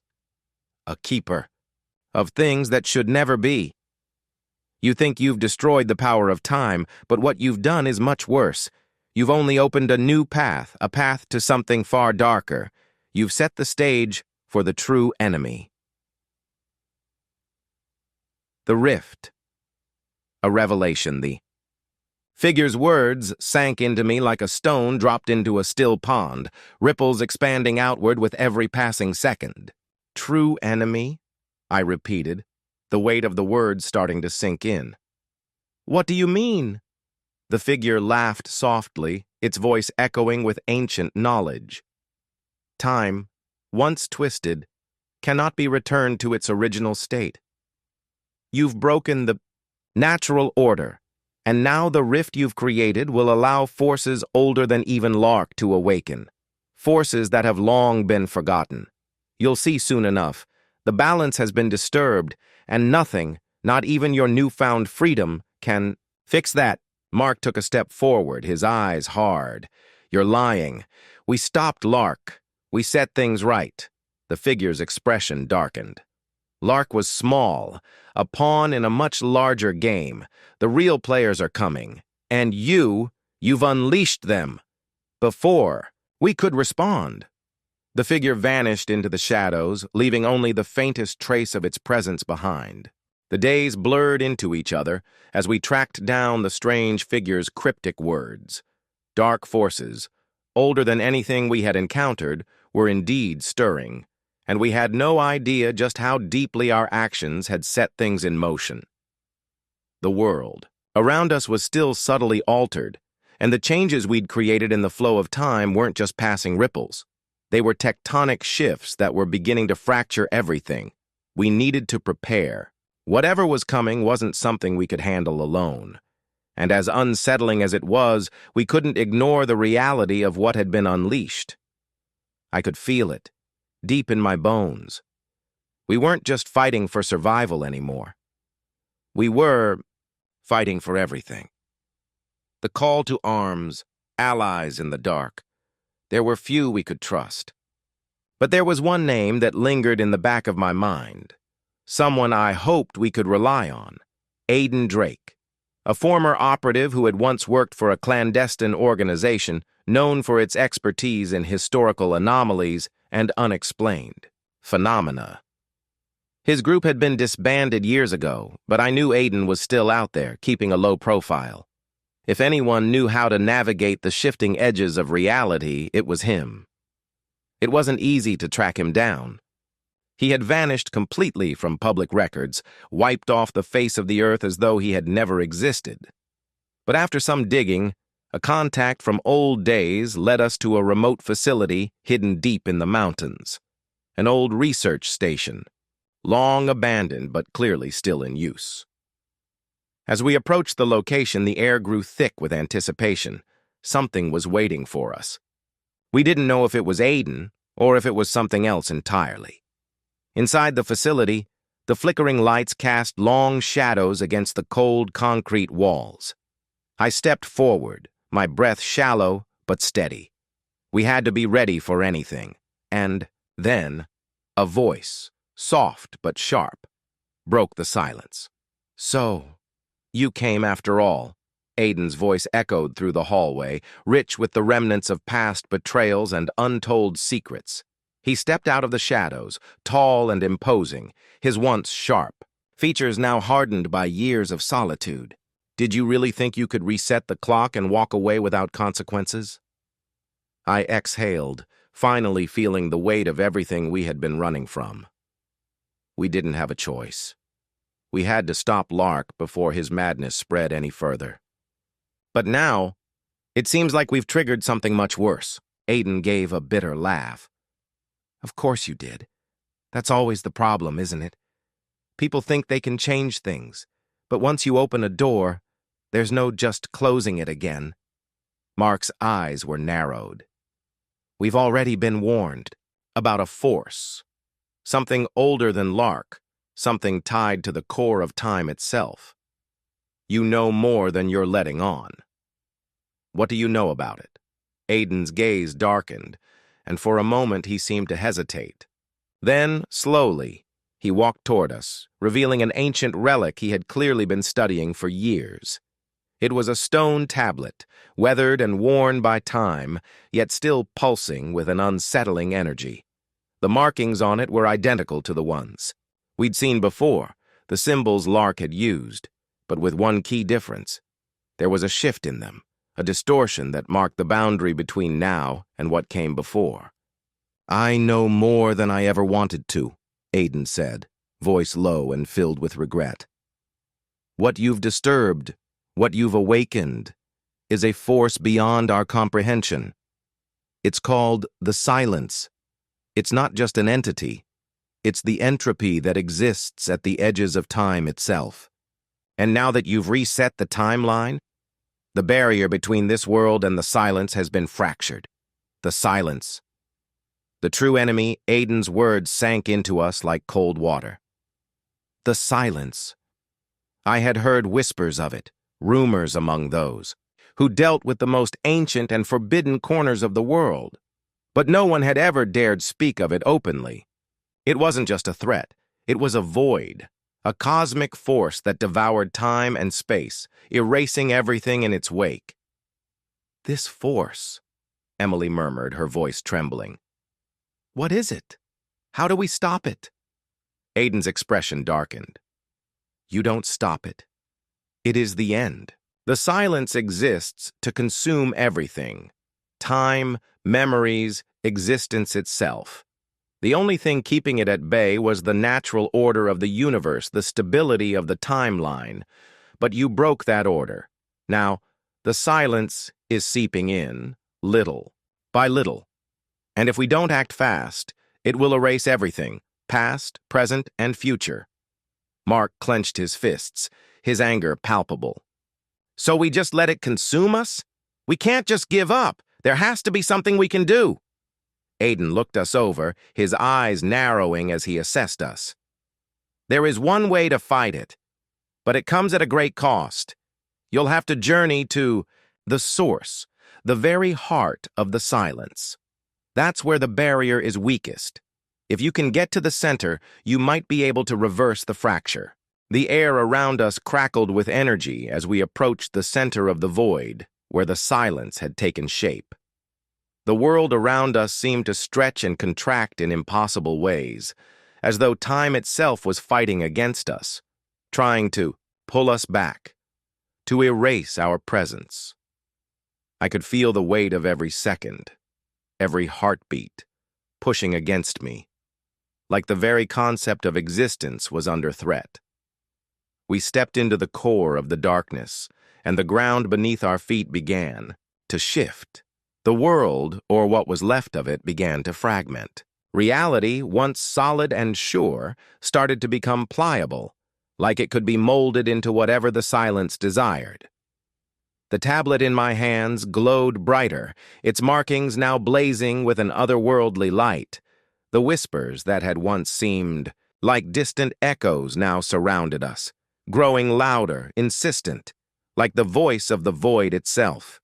You cannot stop me, the voice boomed from all around us, a low, guttural tone that seemed to resonate in our very bones. It was the silence, speaking not through words, but through the very fabric of reality.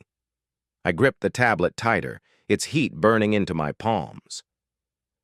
"We're not here to stop you," I said, my voice steady despite the overwhelming force pressing in on us.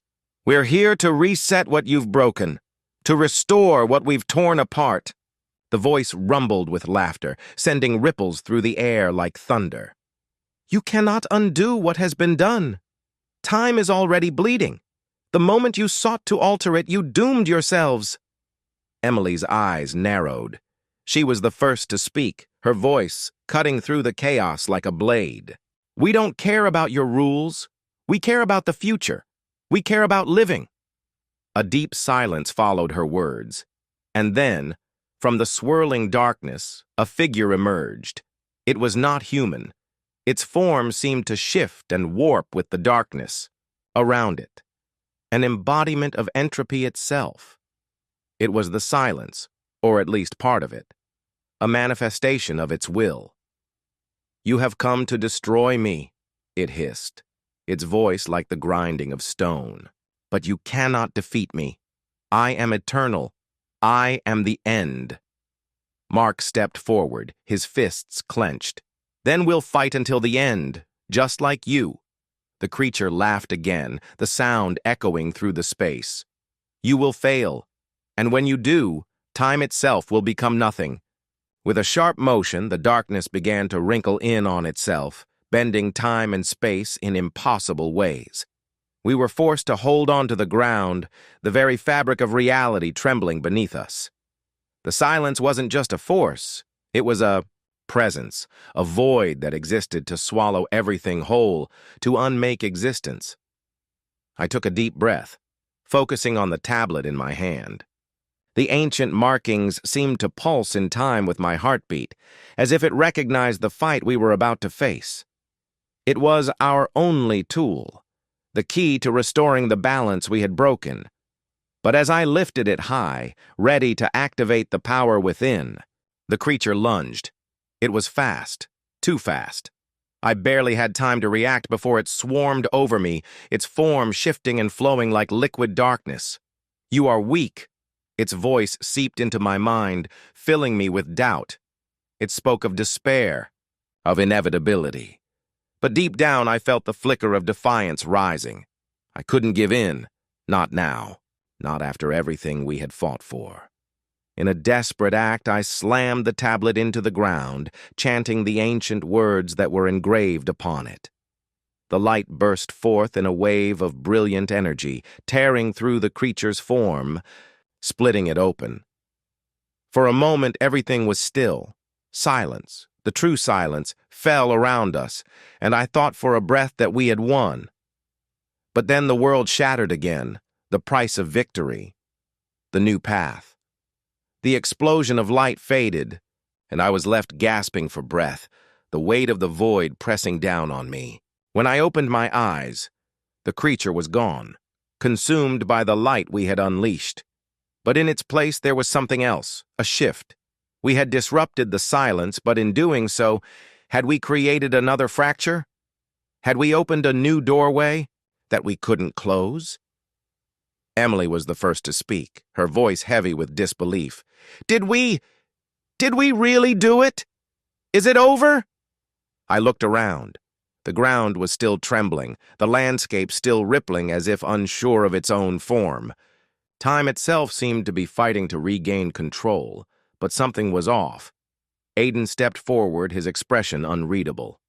"You've done something. Something important, yes, but don't mistake this for an end." He paused, his eyes flickering, to the horizon. "You've pushed back the silence, but you've set the stage for something else." Mark stepped toward Aiden, frustration in his eyes. "What do you mean? We stopped it, didn't we?" Aiden sighed deeply, looking like a man who had seen too much. "You've slowed it, but the silence is still there, waiting." Time, in all its vastness and complexity, had become our greatest adversary. The world around us continued to shift, and we could feel it.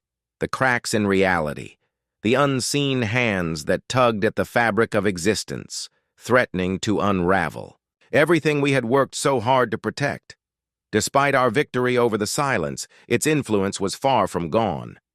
It had marked the timeline, carved its indelible presence into the bones of the universe. The truth was becoming clear. What we had done was only temporary, and now the cost of our actions was starting to unfold in ways we couldn't have imagined. The unexpected return. A hidden threat. It was only a matter of days before we realized that something was wrong, deeply wrong. The sky itself seemed to flicker, like a television losing signal. It was subtle at first, but then the anomalies began. Objects out of place, people appearing where they shouldn't, echoes of the past bleeding into the present. One morning, as I was examining the tablet we had used to push back the silence, an unexpected knock at the door jolted me from my thoughts. When I opened it, I couldn't believe my eyes. Standing in front of me was Lark, the man I had thought was lost to time. The man who had once been our greatest enemy, whose obsession with altering reality had almost destroyed everything. But now, he was different. His eyes were clearer, sharper, and there was an unsettling calmness about him.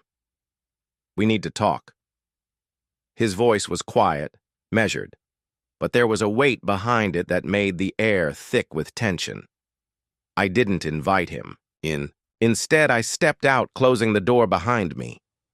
The silence had just begun to fade, and yet, here was Lark, alive and standing before me. "What do you want, Lark?" I demanded, trying to suppress the anger rising in my chest. "We thought you were gone.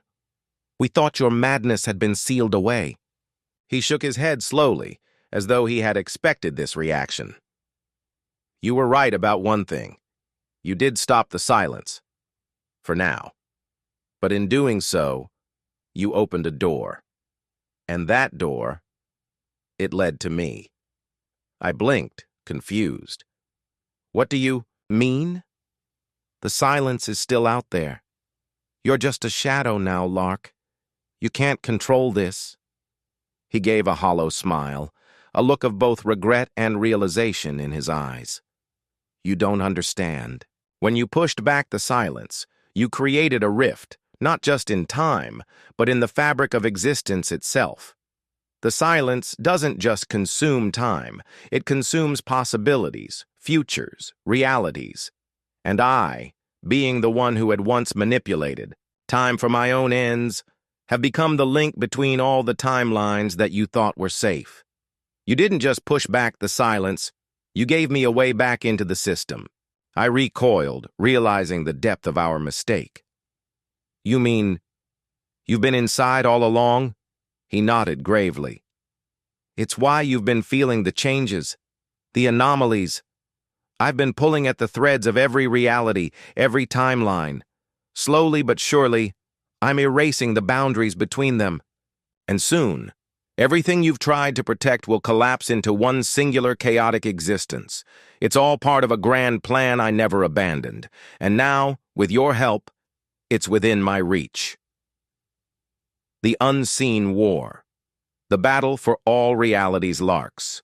Words were a devastating revelation, and I knew we had no time to waste. The battle for existence had shifted once again, and this time, the stakes were even higher. We weren't just fighting for the future, we were fighting to preserve all that had ever been, the timelines, the realities, everything. If Lark succeeded, nothing would remain untouched. We gathered quickly, Aiden, Emily, Mark, and I, along with a handful of trusted allies who had come to understand the dangers we faced. The information we had gathered wasn't enough. We needed to know how Lark had bridged the gap between our world and the fractured timelines he was manipulating, and we needed to stop him before his power grew beyond our control. The strange fluctuations in reality grew worse. Cities flickered in and out of existence. People vanished only to reappear in places they couldn't possibly have been. The timeline was bending, like a broken mirror, reflecting 1,000 alternate versions of itself. Lark's influence was spreading, and with it, his vision of a reality without rules, where time and existence were no longer constant, no longer predictable. We were racing against time, knowing that each step forward brought us closer to a collision between the very threads of reality. But in our search for answers, one thing became clear. Lark wasn't just a man. He was a part of something far greater. He was connected to the heart of the silence, but he had also become something else, a manifestation of chaos, a being capable of shaping time itself. Our search led us to an ancient library of forgotten knowledge, a place hidden in the forgotten corners of the world, guarded by those who had sworn to keep it safe from prying eyes. The void stretched on, an endless expanse of fractured timelines and worlds. The world we had known, the one where we had once lived, loved, fought, and lost, was gone. There was no sky, no earth, no light, only an abyss that pulsed like a heartbeat, a rhythm that seemed to echo through the very essence of existence. I felt weightless, as if I had been unmoored from everything I had ever known. The others were still with me, their forms flickering like weak flames in the wind, caught in the ripples of what we had unleashed. For a moment, there was nothing but silence, the true, all-encompassing silence that had once threatened to devour everything. The silence. But then, something strange happened. The edges of the void seemed to stir, as if reality itself was beginning to take form again. Fragments of the world, broken and disjointed, began to reassemble, not in the way they had been, but in ways that were unpredictable. Time was not the same. The laws that governed it had unraveled. Now time moved in strange patterns, sometimes fast, sometimes slow, sometimes looping back on itself. There was no linear progression, no beginning or end. The world had become a tapestry of possibilities, each thread a different version of what might have been, what might still be. The choice. Rebuilding or becoming. I could hear Aiden's voice, faint but urgent, cutting through the hum of the fractured space. Do you see it? We've undone everything. We've broken the timeline so completely that nothing is certain anymore. But his voice faltered as if he, too, was grasping at something beyond our comprehension. But there's still hope. There has to be. I turned to him, trying to make sense of the chaos around us. What do you mean? My voice felt small against the weight of what had just happened. There's a seed, he said, his gaze intense. In the heart of all this destruction, there's a chance to rebuild, a chance to choose a new path. We can restore what we've lost, or we can create something new. But we have to decide, and we have to decide now. A cold realization settled over me. The destruction we had wrought had given us power, but it also left us with an almost unbearable responsibility. We could no longer rely on the old rules. We had the chance to reshape everything, but only if we were willing to face the unknown. The silence may have been a force, a void that threatened to erase all things, but it wasn't the end, Aiden continued, his eyes dark with determination. It was a beginning we've forced into being. We can build a world, yes, but we need to have a common purpose, a shared vision of what comes next. The return of the lost as we spoke. Something shifted again. A flicker, a flash of light, and a figure appeared before us. Lark. The sight of him, standing there in the fractured, shifting world, was enough to make my heart skip. He had been gone, consumed by the collapse of the timeline. How could he be here? Had he survived? Or had we failed to truly rid ourselves of him? But as his form became clearer, something was different. He was no longer the man I had once known. There was no rage, no obsession in his eyes. His gaze was filled with something else, regret, and beneath it, something else, something I had never expected to see. Hope. I was wrong, Lark said, his voice barely a whisper, but it carried the weight of 1,000 regrets. Everything I did, all the chaos I unleashed, I thought it would lead to something better. I thought I could control it, but now I see what you've created. I see that there's still a chance to rebuild, to take what remains and make it something worth saving. I stared at him, unable to fully process his words. After everything he had done, after the countless lives he had destroyed, the worlds he had bent to his will, he was talking about hope. Was this a trick? Was he still playing a game of manipulation, even now at the brink of everything?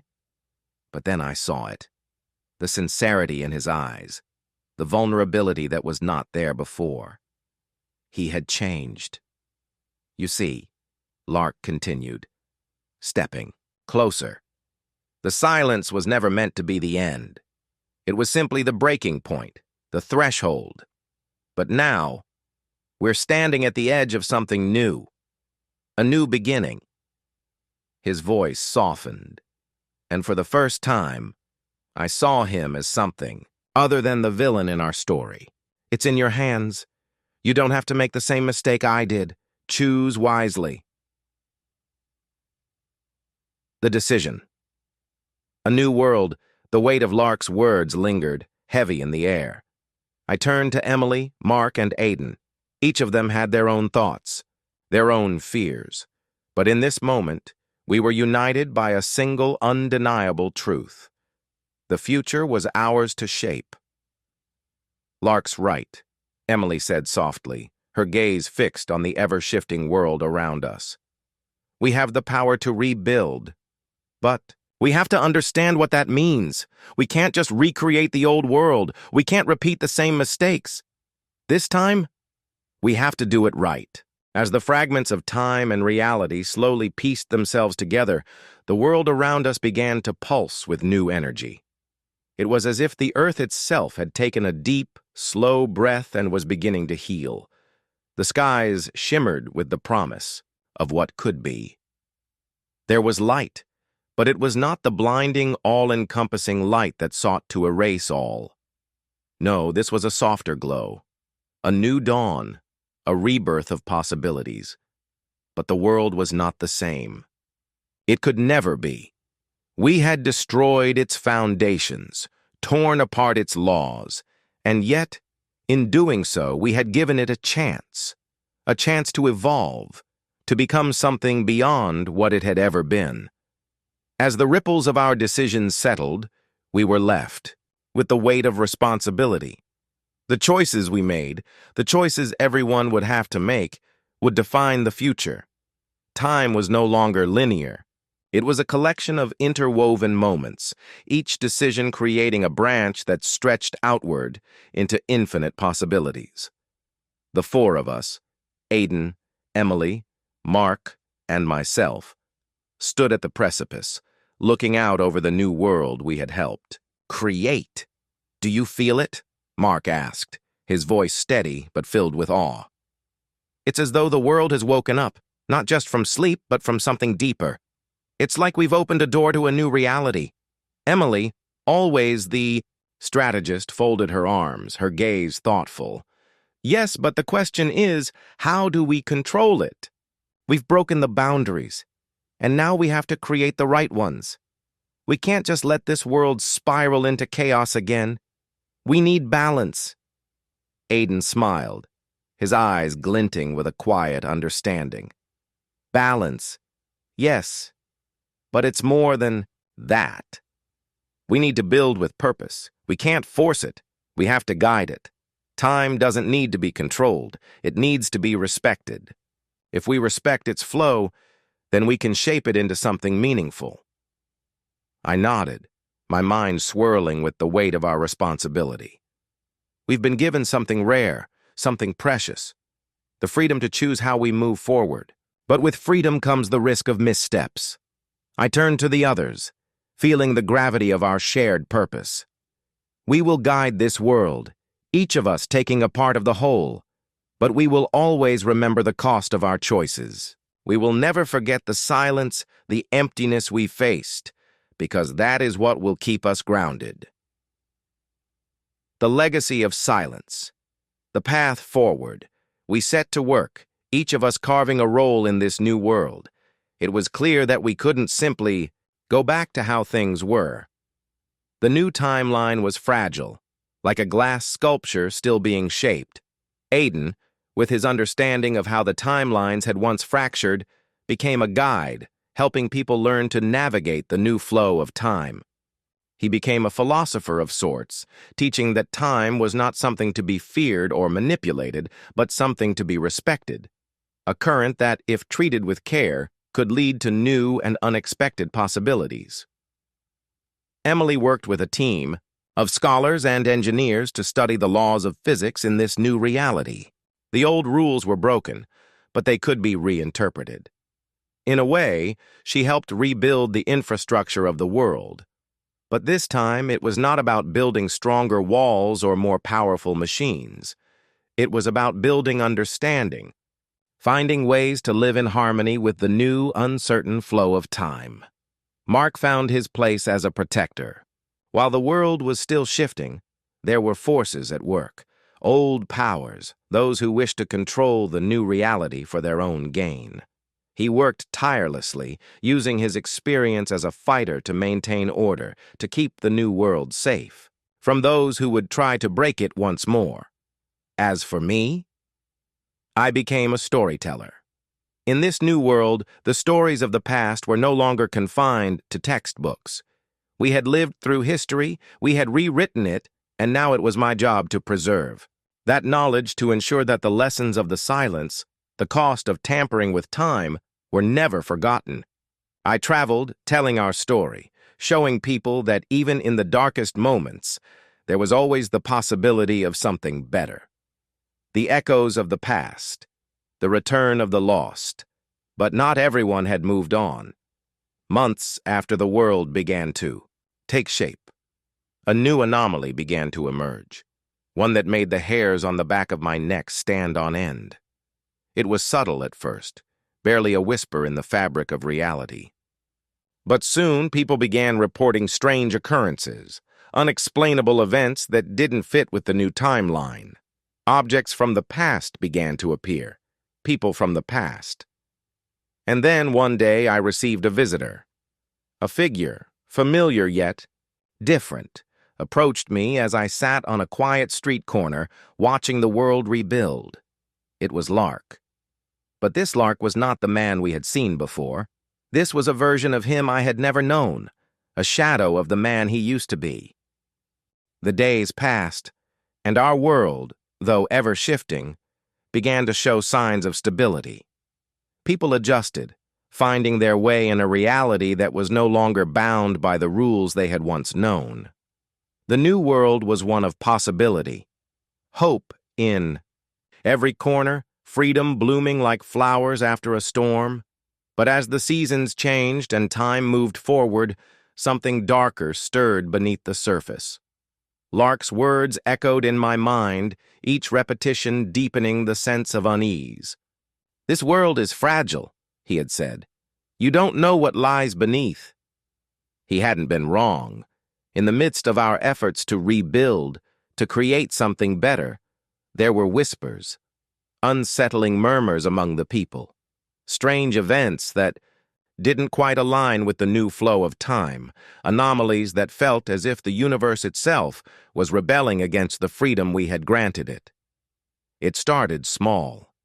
People reported seeing fleeting glimpses of figures, shadowed, unknown figures, moving, in places they shouldn't have been, across timelines they shouldn't have touched. These were the things I had come to expect in the beginning, the world still in flux, trying to find its feet. But as the weeks went on, the anomalies grew more frequent, more pronounced. There were disappearances, objects that would appear in places they never should have been, people who spoke of memories they shouldn't have, memories that didn't fit the new timeline. It was as if there were ripples within the timeline, spreading out and distorting everything they touched. And every time these distortions occurred, the tapestry of time itself seemed to bend. Mark was the first to notice. He had always been. The protector, ever vigilant, ever watchful. One night, after investigating a series of strange occurrences near the border of the city, he returned with troubling news. "It's happening again," Mark said, his voice tight with frustration, as he sat across from me. "Something is slipping through the cracks. I'm not sure what, but it's like something's trying to reclaim what we've changed. The timeline, it's being attacked." Aiden, who had been listening intently, didn't speak at first, but the unease was clear on his face. Is it the silence trying to reassert itself? Or is it something else, something we haven't accounted for?" "I don't think it's the silence," I said, shaking my head. "This feels different. The silence was a void, an emptiness that wanted to erase everything. But this is something more cunning, something that wants to reclaim power, to twist the world back into the shape it once had. Something with a purpose." The hidden enemy. The reckoning begins. As the weeks unfolded, the shadows continued to grow. The disturbances became more frequent, their intensity increasing with each passing day. A new presence seemed to be lurking in the corners of reality, one that we couldn't see clearly but could feel with every disturbance. The cracks were widening and we didn't know how to stop them from breaking open. One day, the veil between the timeline split open and the world was flooded with chaos. I was in the central square when it happened. The ground beneath my feet trembled. The sky above cracked open like a glass window shattering, and a wave of energy surged outward. I saw people around me freeze, their expressions caught between confusion and terror as reality fractured before. Their eyes. Buildings melted away like sand in the wind. Time itself seemed to bend and warp like a ripple across a pond, pulling everything with it. I could hear voices, strange voices, disembodied, coming from places they shouldn't have been. There was a deep hum in the air, vibrating through my chest like a warning. And then I saw it. A figure emerging from the distortion. It was a shape, flickering between forms, a shadow that seemed to exist in more than one place at once. It spoke in a language I couldn't understand, its voice a mixture of whispers and roars. The figure stepped forward and the space around, it rippled like water. "No," I whispered, feeling the weight of the moment crash down on me. "It can't be." Lark's warning had been true. The figure was not something from the past, not a shadow of something we had forgotten. It was new, something created in the chaos we had unleashed, an entity that had risen from the very cracks we had made in the timeline. "What is this?" Aiden's voice was tight, his eyes narrowing as he studied the figure. "What does it want?" I didn't have an answer. The figure stretched out its hand, and I felt a sudden rush of cold air fill the space around us. My heart began to race. There was power in its presence, raw and untapped, and it was directed right at us. "We cannot hide from the consequences," the figure spoke, its voice now clear and filled with an unnatural clarity. "You have rewritten time, but you have not yet seen what lies beyond the veil." The clash between us and the remnant raged on like a storm unleashed, and time itself seemed to bend and twist with every strike. The air crackled with energy, the very fabric of reality warping and shuddering beneath the pressure. The remnants, army, those dark shadows born from the rifts in time, shifted in a fluid, otherworldly way, almost as if they were part of the very timeline we had disrupted. They moved with an unnatural precision, responding to every action we took, every breath we made. I watched as Mark swung his weapon with fierce determination, fighting back the shadows that swarmed him. Emily, her mind always sharp, worked quickly to manipulate the environment, trying to stabilize the temporal rifts long enough to prevent the world from collapsing in on itself. And Aiden, ever the calm one, faced the remnant directly, his body poised in an almost meditative stance, as though he were trying to commune with the very essence of time itself. But despite all of our efforts, the remnant's power was overwhelming, its presence suffocating. Its form flickered, shifting through realities, a being born from the chaos we had unleashed, a manifestation of the world's resentment against our attempts to control it. It spoke, its voice reverberating through the space around us, filling my mind with an echo that seemed to penetrate every corner of existence. You cannot escape the consequences of your actions. You've rewritten time, but now it is my turn to rewrite you. The balance must be restored. The words cut through me like a blade. I realized, too late, that the battle we were fighting wasn't just against the remnant, but against the consequences of our own choices. We had tried to rebuild the world without considering the true cost, without understanding that nothing in existence is free. As the world around us continued to collapse, I felt the weight of that realization press heavily on my chest. It was no longer a fight for survival. It was a fight for understanding. I turned to my companions, their faces illuminated by the flickering distortions in the air, each of them engaged in their own battle. We can't keep fighting it this way, I said, my voice breaking through the chaos. The remnant isn't just an enemy, it's a part of the timeline, a reflection of what we've done. We're fighting against our own actions. Aiden, still facing the remnant, seemed to understand immediately. He lowered his hands, the golden light that had been radiating from, his fingertips fading, his expression calm yet intense. We've always believed that time could be shaped, that we could make it bend to our will, he said softly. But time isn't something to be controlled.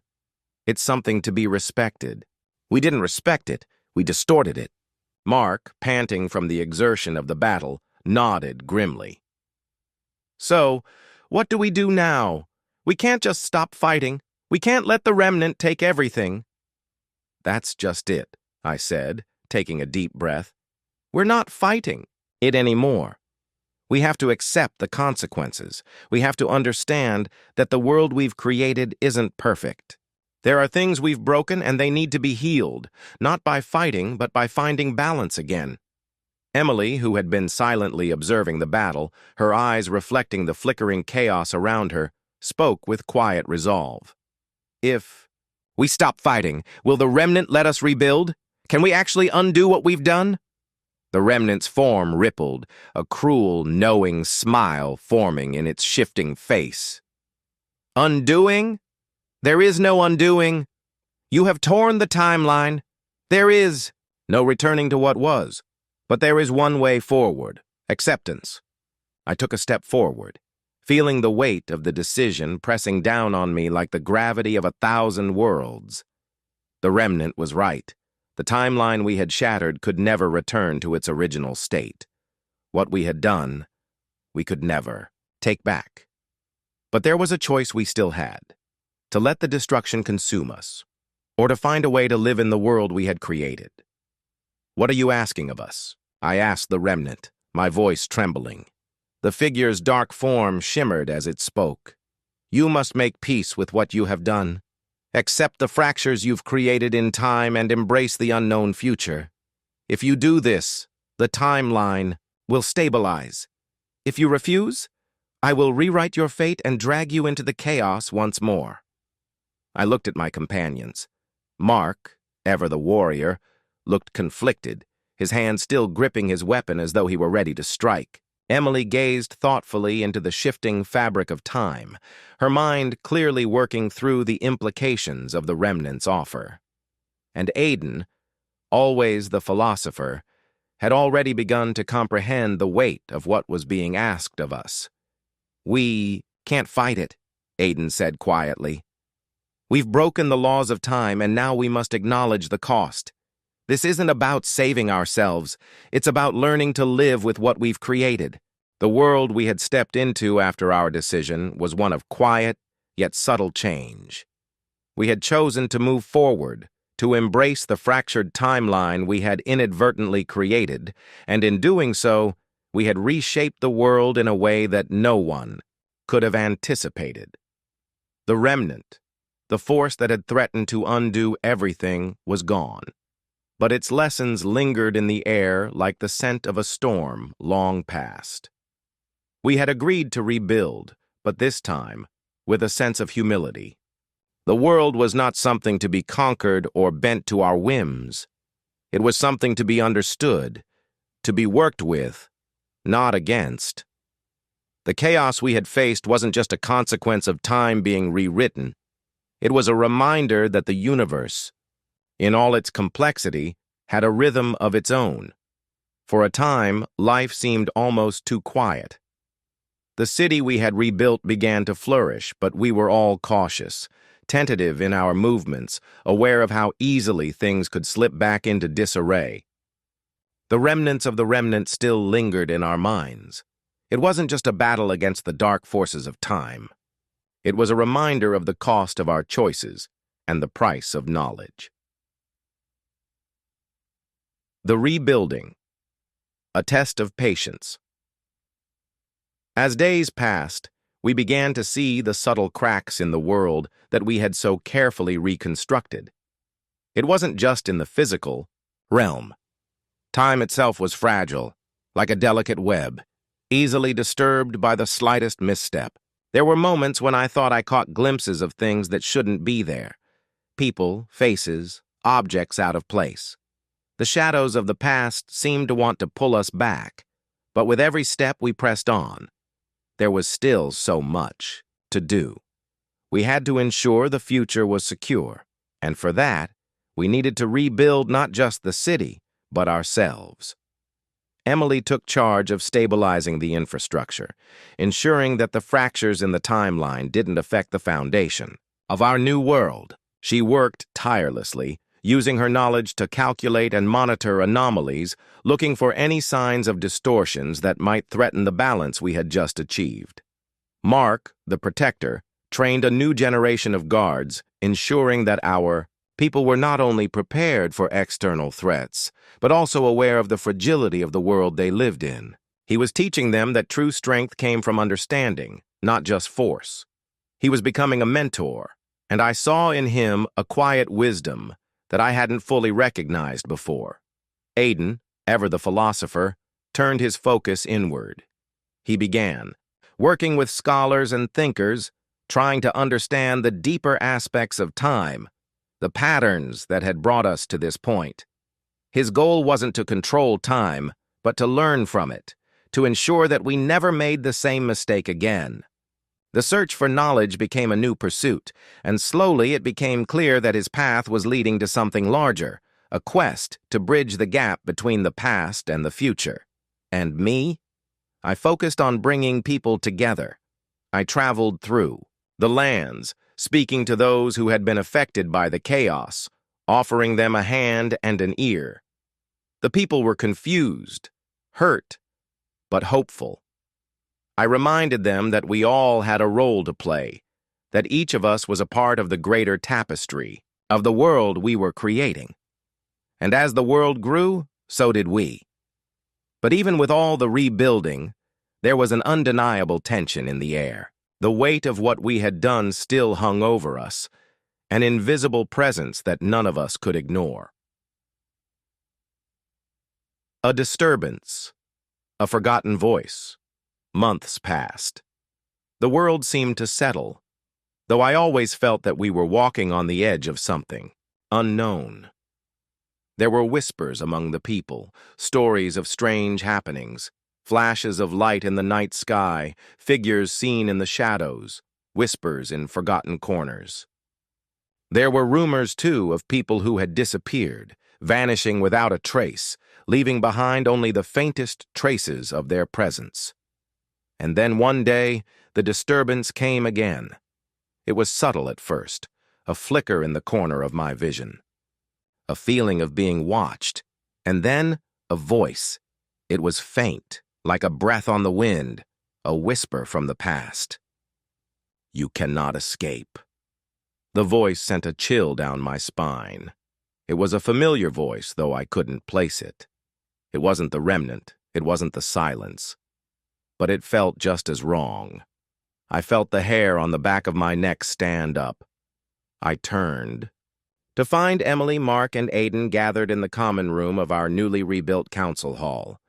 They were deep in conversation about the future, but when I entered, their eyes immediately locked onto me. They knew something was wrong. "What's going on?"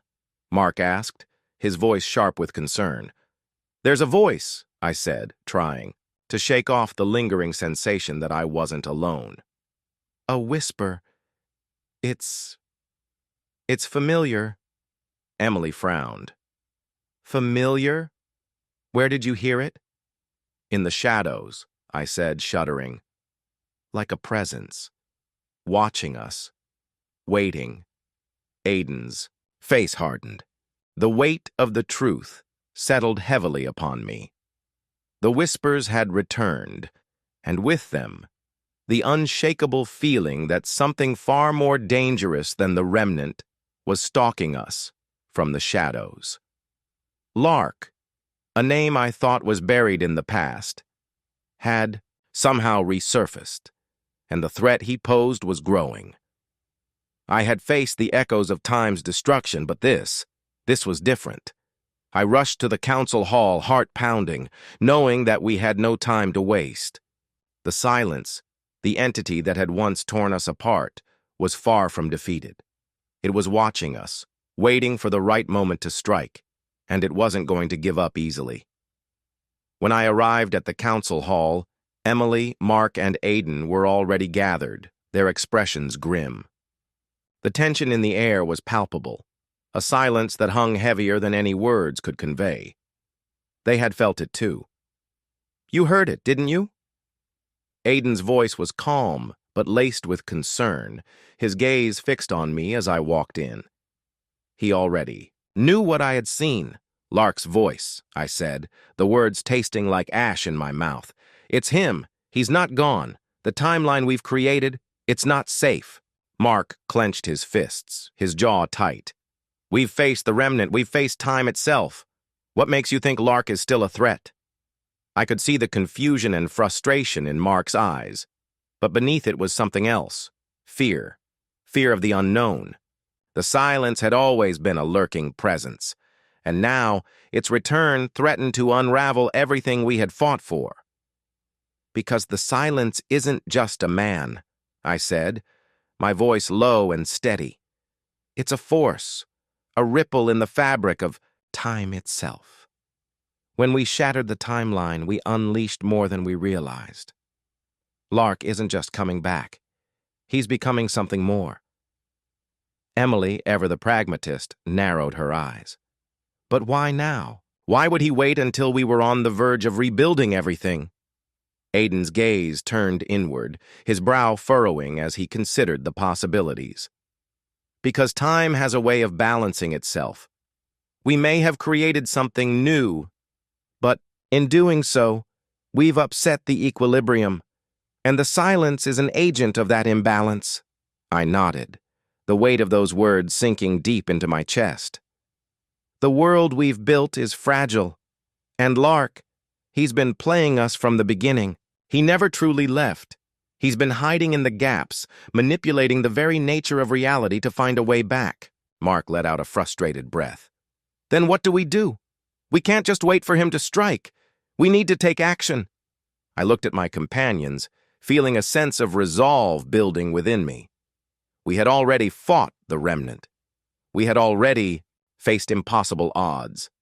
But this was different. Lark wasn't just a shadow to be defeated. He was a manifestation of the chaos we had unleashed, a force that would not rest until the world was rewritten again. And we had to stop him. "We need to find him," I said, my voice resolute. "We need to track down the silence, understand what he's become, and stop him before he can tear everything apart again." Aiden nodded slowly, his expression thoughtful. "It won't be easy. The silence doesn't play by the same rules. We do. He's a force, not a person. But we can't afford to sit idly by. If he's the reason the timeline is still unstable, then we need to deal with him once and for all. Emily stepped forward, determination in her eyes. Then let's not waste any more time. We'll need all the knowledge we can gather about the silence, about the disturbances we've been seeing, and we'll need to act quickly. Mark grinned, his familiar bravado returning. I've always preferred being on the front lines. Let's go find Lark and put an end to this. The hunt for Lark, into the unknown. The search began in earnest. We scoured the remnants of the timeline, the fractured pieces of reality that had been left behind in the wake of our actions. We knew that the silence wasn't bound by the laws of time as we understood them. He had once been a man, yes, but he had become something far more dangerous, a being capable of slipping through the cracks of existence, hiding in the spaces where time bent and fractured. As we journeyed deeper into the anomalies, the world around us grew more unstable. Time twisted unnaturally in certain places, creating fractures in reality that made it impossible to know what was truly real. Faces shifted, landscapes morphed, and the very air seemed to vibrate with an unsettling hum. "It's here," Emily said one evening, her voice tinged with urgency as she observed the anomaly in front of us. "This is where the disturbances are strongest." The ground beneath our feet trembled, and the air grew colder. It was as if something was watching us, waiting. I could feel it, the presence. Lark's essence, or whatever he had become, was close. Suddenly, the distortion in the air shuddered and a figure emerged from the shadows. His face was barely visible, but I recognized him immediately. The world was still. The air hung heavy with the remnants of the battle. The echoes of the silence's voice, once so all-encompassing, had faded, leaving behind only the quiet hum of a reality beginning to heal. For the first time in what felt like an eternity, the fractures in time seemed to settle, as if the very fabric of existence had been mended. But even as we stood there, breathing in the fragile calm, we knew that the aftermath of what we had just endured would ripple through the years to come. The silence may have been vanquished, but the cost of the war we had fought, the truths we had uncovered, would be carried with us for the rest of our lives. We were not the same as we had been before.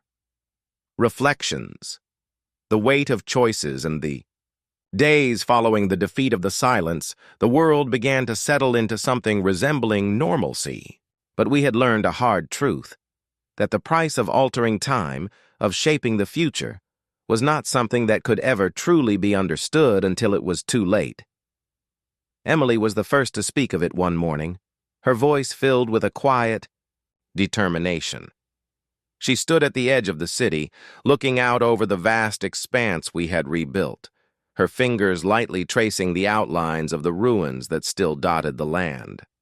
The scars of the past would never truly fade, but they could be woven into something new, something resilient. "We've paid the price for the choices we made," she said softly, more to herself than anyone else. "We've bent time to our will, but time always finds a way to remind us of its power." I joined her, watching the sunrise cast a golden glow over the landscape.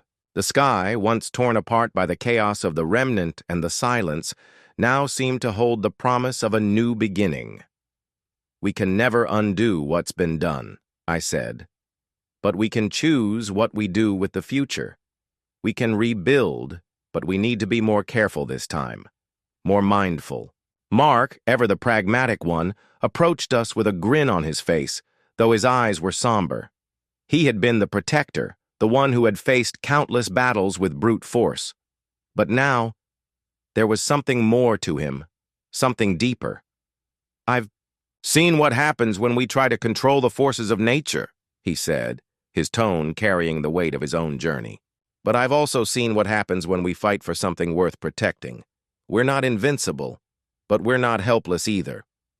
Aiden appeared beside us, his usually serene demeanor tempered with the gravity of what we had experienced. His mind had always sought knowledge, but now he sought understanding, a lesson in the fragility of time, of existence itself. The past is never truly gone, he mused. It's always there, in the cracks of our memories, in the fabric of the world we've built. We cannot hide from it, but we can choose how it shapes us. We can learn. We were all changed. The path ahead was uncertain, but it was ours to walk, together, a new mission, healing the fractures. We knew that the world, as it stood now, was not yet whole. There were scars everywhere, not just in the land, but in the hearts of those who had lived through the storms. The timeline, while stable, still held remnants of the chaos we had unleashed. There were places where the rifts between worlds remained, small, but noticeable. And so, our mission changed. We weren't just rebuilding, we were seeking to heal.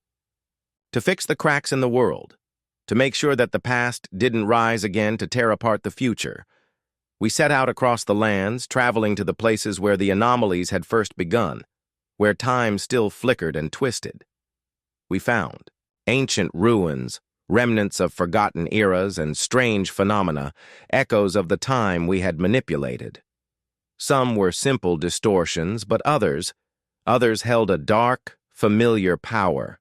It was clear to us that the silence, though defeated, had left its mark on time itself. The world was healing, but the forces that had tried to unravel it were still present, lingering in the spaces between moments.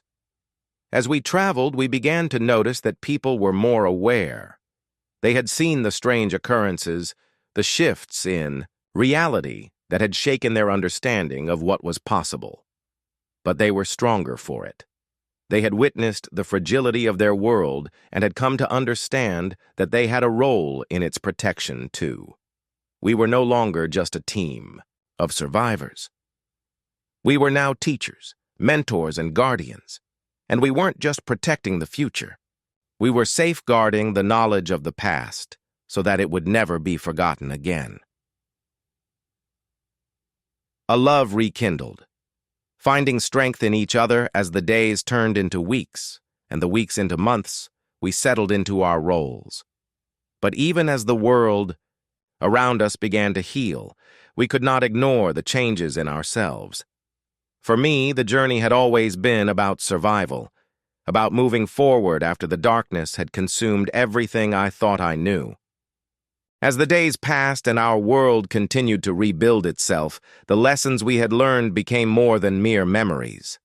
They were now part of our very essence, woven into the fabric of who we were.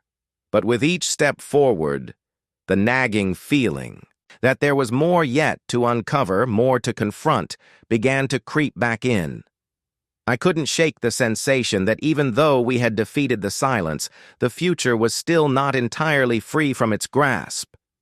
We had taken a breath after the storm, but the sky was still shadowed, the winds carrying whispers of things we had not yet seen.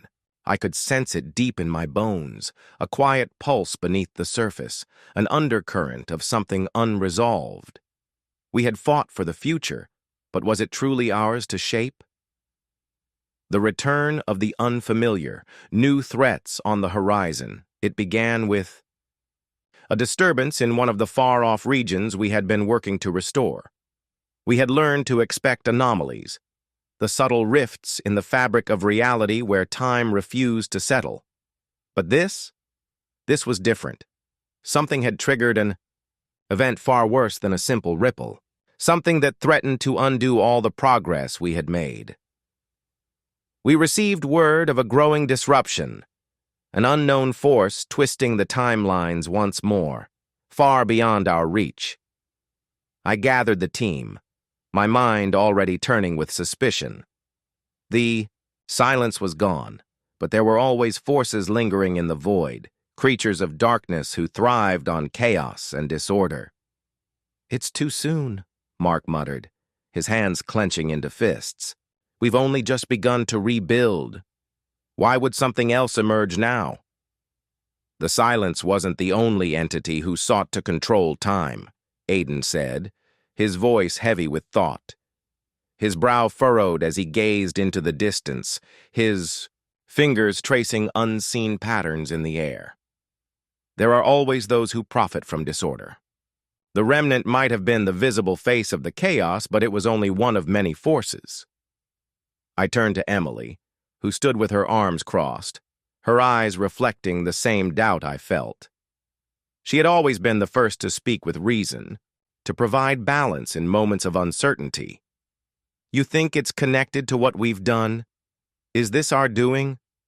Emily looked at me, her expression unreadable. It's not just about what we've done, she said.